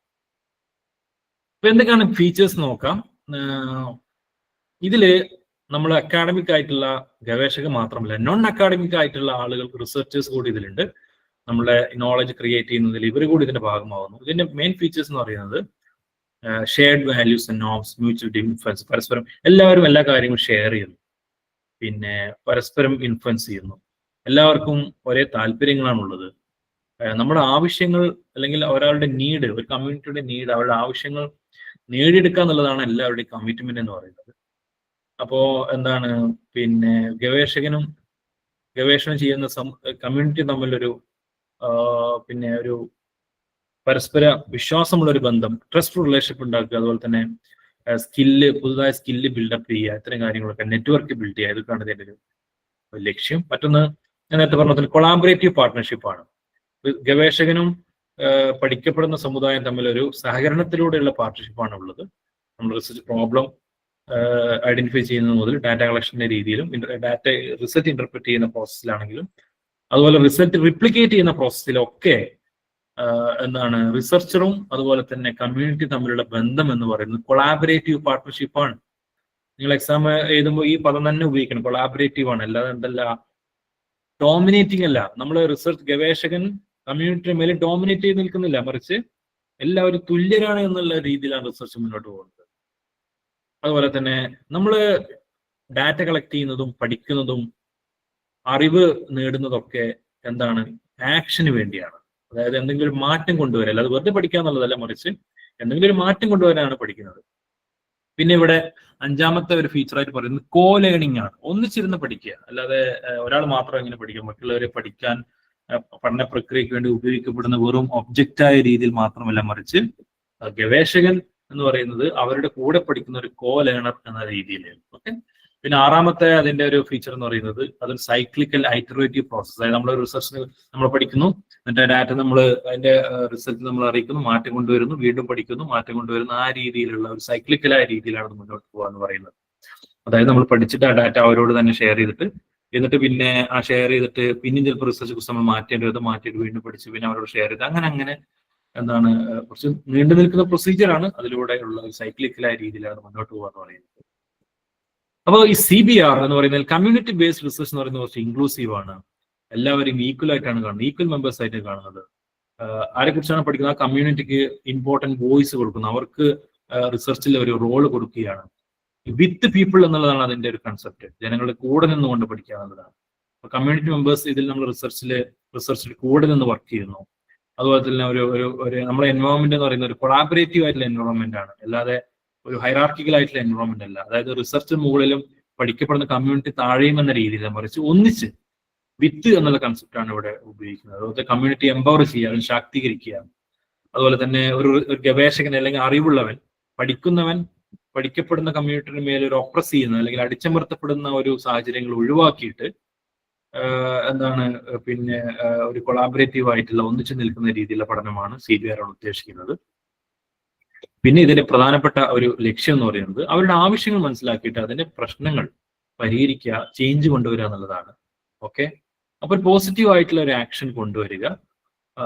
അതുകൊണ്ടാണ് നമ്മൾ ഇതിൽ ആക്ഷൻ എന്നുള്ള പദം വരുന്നത്. അപ്പൊ അങ്ങനെ പാർട്ടിസിപ്പേറ്ററി ആക്ഷൻ റിസർച്ച് എന്ന് പറയുന്ന ഒരു സാധനം ഉണ്ട്. അതായത് പിന്നെ അവരുടെ കൂടെ നിന്നുകൊണ്ട് എന്തെങ്കിലും ഒരു മാറ്റം കൊണ്ടുവരാൻ വേണ്ടിയാണ് ഉള്ള റിസർച്ചാണ്. അതാണ് പാർട്ടിസിപ്പേറ്ററി ആക്ഷൻ റിസർച്ച് എന്ന് പറയുന്നത്. അതിന് ഭാഗമായിട്ട് വരുന്ന ഒരു റിസർച്ചാണ് CBR, കമ്മ്യൂണിറ്റി ബേസ്ഡ് റിസർച്ച് എന്ന് പറയുന്നത്. ഇപ്പോൾ ഇതിന്റെ പ്രത്യേകത എന്ന് പറയുന്നത് ഇതിന്റെ ക്വസ്റ്റ്യൻ ഉണ്ടാക്കുന്നതിലും ഡാറ്റ കളക്ട് ചെയ്യുന്നതിലും ഡാറ്റ റിപ്പോർട്ട് ചെയ്യുന്നതിലും പഠന പ്രക്രിയയിലും എല്ലാം തന്നെ ഒരു പ്രത്യേക രീതിയിലാണ്. ആ രീതി എന്ന് പറയുന്നത് കൊളാബറേറ്റീവ് ആണ്, ലേണിംഗ് ആണ്.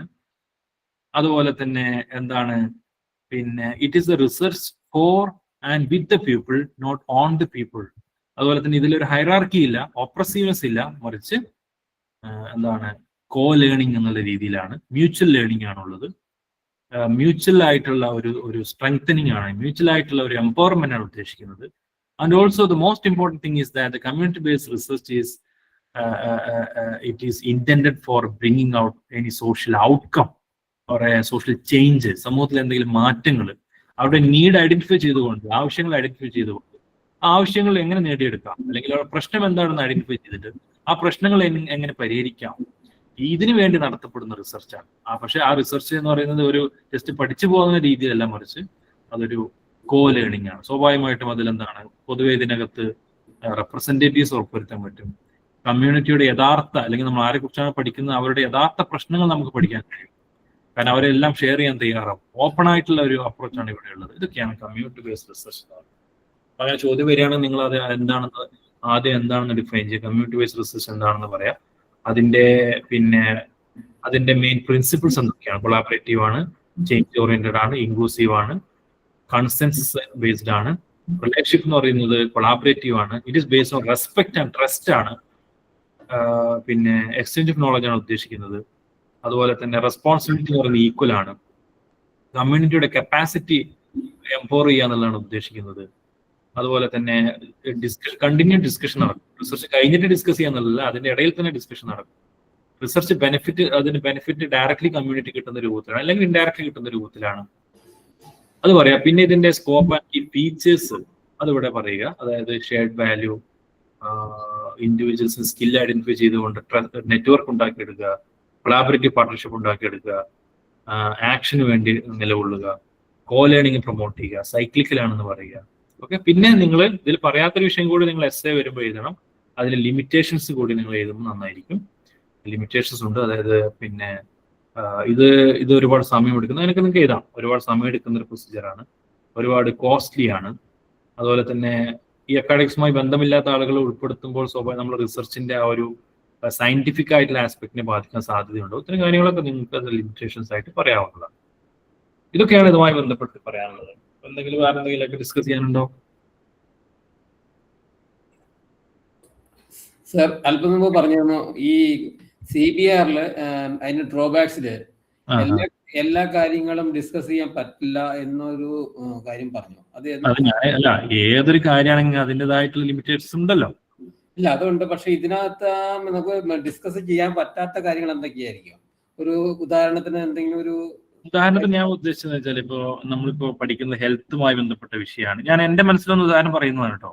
ഇതൊക്കെ എന്റെ ക്ലാസ് എടുക്കുമ്പോൾ എന്റെ മനസ്സിൽ തോന്നിയ കാര്യങ്ങളാണ്. അതായത് നമ്മൾ പഠിക്കുന്ന അവിടുത്തെ ഹെൽത്ത് ഇഷ്യൂസ് ഒക്കെയാണ്, അല്ലെങ്കിൽ അവിടെ അവരെ നേരിടുന്ന പ്രശ്നങ്ങൾ, എയ്ഡ്സ് അല്ലെങ്കിൽ അങ്ങനെ പകർച്ചവ്യാധി അസുഖങ്ങൾ, മറ്റു മാരകമായ അസുഖങ്ങളുമായി ബന്ധപ്പെട്ട വിഷയങ്ങൾ.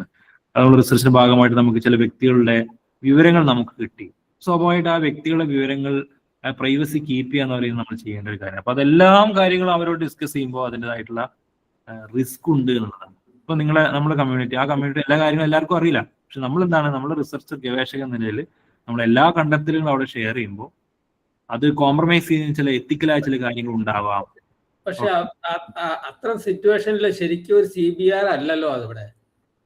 പിന്നെ ഒരു വ്യക്തിയായിട്ട് നമ്മൾ സംസാരിക്കുമ്പോൾ നമുക്ക് പല ഇൻഫർമേഷൻ കിട്ടും, ആ വ്യക്തിയെ കുറിച്ചുള്ള ഇൻഫർമേഷൻ കിട്ടും. പക്ഷെ അത് ഷെയർ ചെയ്യാതിരിക്കുമ്പോൾ, മറ്റുള്ളവരായിട്ട് ഷെയർ ചെയ്യാതിരിക്കുന്നതാണ് ശരിക്കും നല്ലത്. പക്ഷെ ആ ഷെയർ ചെയ്യാതിരിക്കുന്ന ആ സിറ്റുവേഷനിൽ ആ CBR എന്നുള്ള കൺസെപ്റ്റിൽ അല്പം മാറ്റി വരുന്നില്ലേ?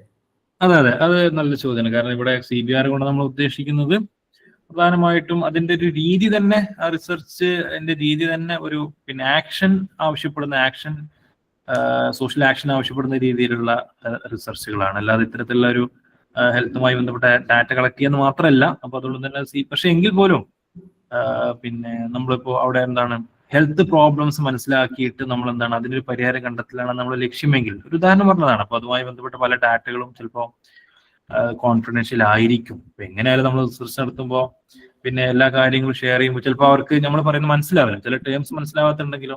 ഇങ്ങനെയുള്ള കുറെ ലിമിറ്റേഷൻസ്, ഈ CBRന്റെ പോരായ്മകൾ എന്താണ് ചോദിക്കുകയാണെങ്കിൽ നമുക്ക് പറയാവുന്ന പോരായ്മകൾ പറഞ്ഞതാണ്.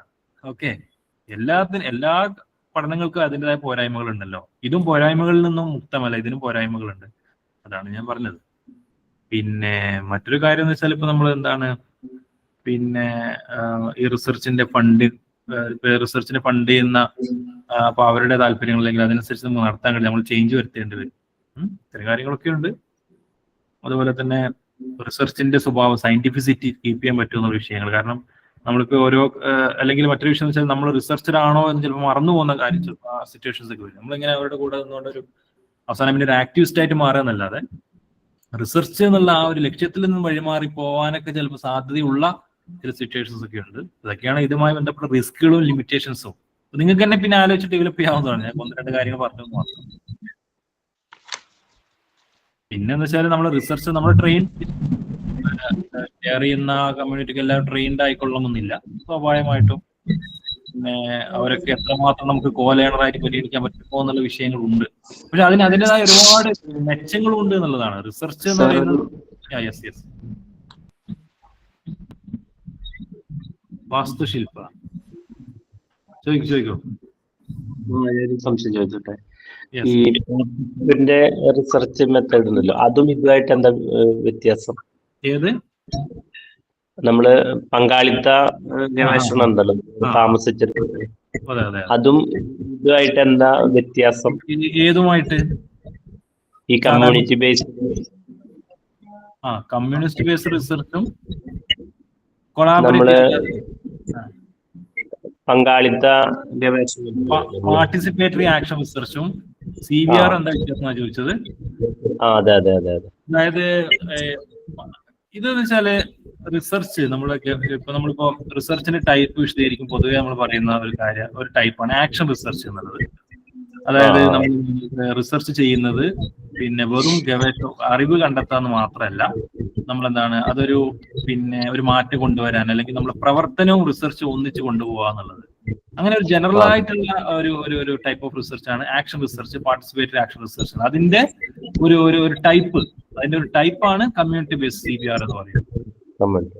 അപ്പൊ ഇതിൽ എന്ന് പറയുമ്പോൾ കുറച്ചും കൂടി സ്പെസിഫിക് ആയ ചില കാര്യങ്ങൾ വരുന്നുണ്ട്. അതായത് പിന്നെ അവരുടെ അവര് കൂടി കോലേണർ ആവുക എന്നുള്ളതാണ്. അവര് കോ റിസർച്ചേഴ്സ് ആവുന്നു, റിസർച്ചിന്റെ ഭാഗമാവുന്നു. അത് കുറച്ചും കൂടി ചില സ്പെസിഫിക് ഫീച്ചേഴ്സ് കൂടി CBR ഇൻവോൾവ് ആണ്. പക്ഷെ കുറച്ചും കൂടി ജനറൽ ആയിട്ടുള്ള ഒരു കൺസെപ്റ്റ് ആണ് ആക്ഷൻ റിസർച്ച്. ഓക്കെ, സാധാരണ റിസർച്ച് എന്ന് പറയുന്നത് നമ്മള് കാര്യങ്ങൾ പഠിക്കാൻ മാത്രമേ ഉദ്ദേശിക്കുന്നുള്ളൂ. അതായത് അതിൽ മാറ്റം വരുമല്ലോ നമ്മളെ പണിയില്ല, അത് ഗവൺമെന്റ് ചെയ്യേണ്ട കാര്യമാണ്. നമ്മൾ വെച്ചാൽ ഡാറ്റ കളക്ട് ചെയ്യുക, അറിവ് ശേഖരിക്കുക, അത് പബ്ലിഷ് ചെയ്യുക, റിപ്പോർട്ട് ചെയ്യുക എന്നുള്ളതാണ്. പക്ഷെ പുതിയ കാലഘട്ടത്തിൽ വന്ന പുതിയ ചില കണ്ടെത്തലാണ് അല്ലെങ്കിൽ പുതിയ ഒരു ക്രിട്ടിക്കൽ ആയിട്ടുള്ള അപ്രോച്ച് ആണ് ഈ പറഞ്ഞ ആക്ഷൻ റിസർച്ച് എന്ന് പറയുന്നത്. ഓക്കെ, ഇപ്പൊ ഞാനൊരു ഉദാഹരണം പറയും. ഞാൻ PG ചെയ്യുന്ന സമയത്ത് ഞാനൊക്കെ വായിച്ചൊരു ബുക്കായിരുന്നു. നമ്മളൊരു ഡൽഹി യൂണിവേഴ്സിറ്റിയിലുള്ള ഒരു സ്കോളറാണ് അമിതാഭ് ഭവിസ്കർ. ഒരു മഹാരാഷ്ട്രയിലുള്ള ഒരു സ്കോളറാണ് അമിതാഭ് ഭവിസ്കർ എന്ന് പറഞ്ഞാൽ മഹാരാഷ്ട്രയിലെ കുടുംബമാണ്. അവരുടെ ഒരു ബുക്ക് ഉണ്ട്, in the belly of river. ഞാൻ വേണമെങ്കിൽ ഒന്ന് ജസ്റ്റ് ഒന്ന് സെർച്ച് ചെയ്തിട്ട്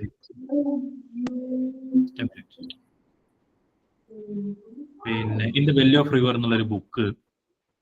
അത് അവർ ചെയ്യുന്നത് വെച്ചാൽ ഇവർ നമ്മളെ നർമ്മദ റിവറിലെ നർമ്മദ അവിടെ ഒരു ഡാം ഉണ്ടാക്കുന്നതിന് വേണ്ടി പിന്നെയുള്ള ഒരു സാധനം ഉണ്ടല്ലോ. അപ്പൊ അതിന് അതിനെതിരെയുള്ള ഒരു സമരം നടന്നിരുന്നു. നർമ്മദ, അതായത് നർമ്മദ മൂവ്മെന്റ്, പിന്നെ ഡാം ഉള്ള ഇല്ല.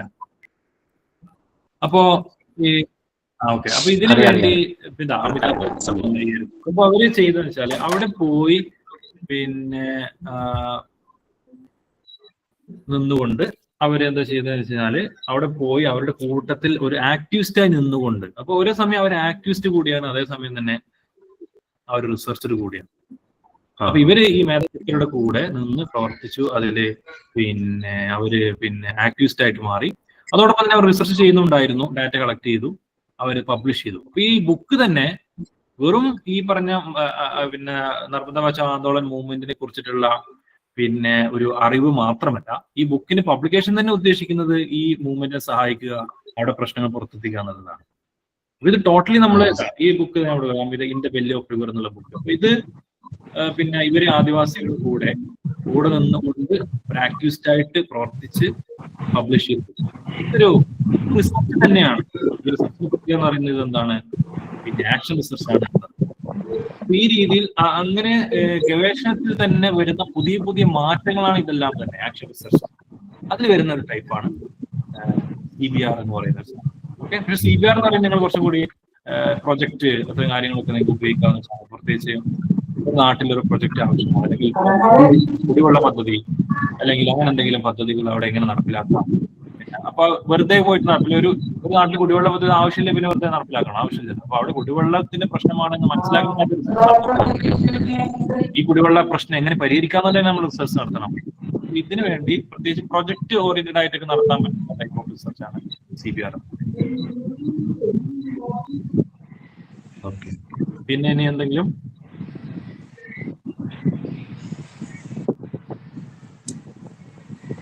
Okay sir.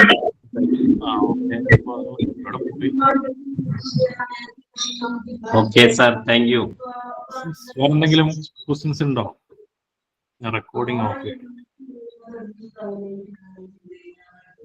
ഇനി എന്തെങ്കിലും ചോദ്യങ്ങൾ ഉണ്ടെങ്കിൽ എനിക്ക് തോന്നുന്നു ഇന്ന് വളരെ സിമ്പിൾ ആയിട്ടുള്ള സംഗതി. നമുക്ക് പിന്നെ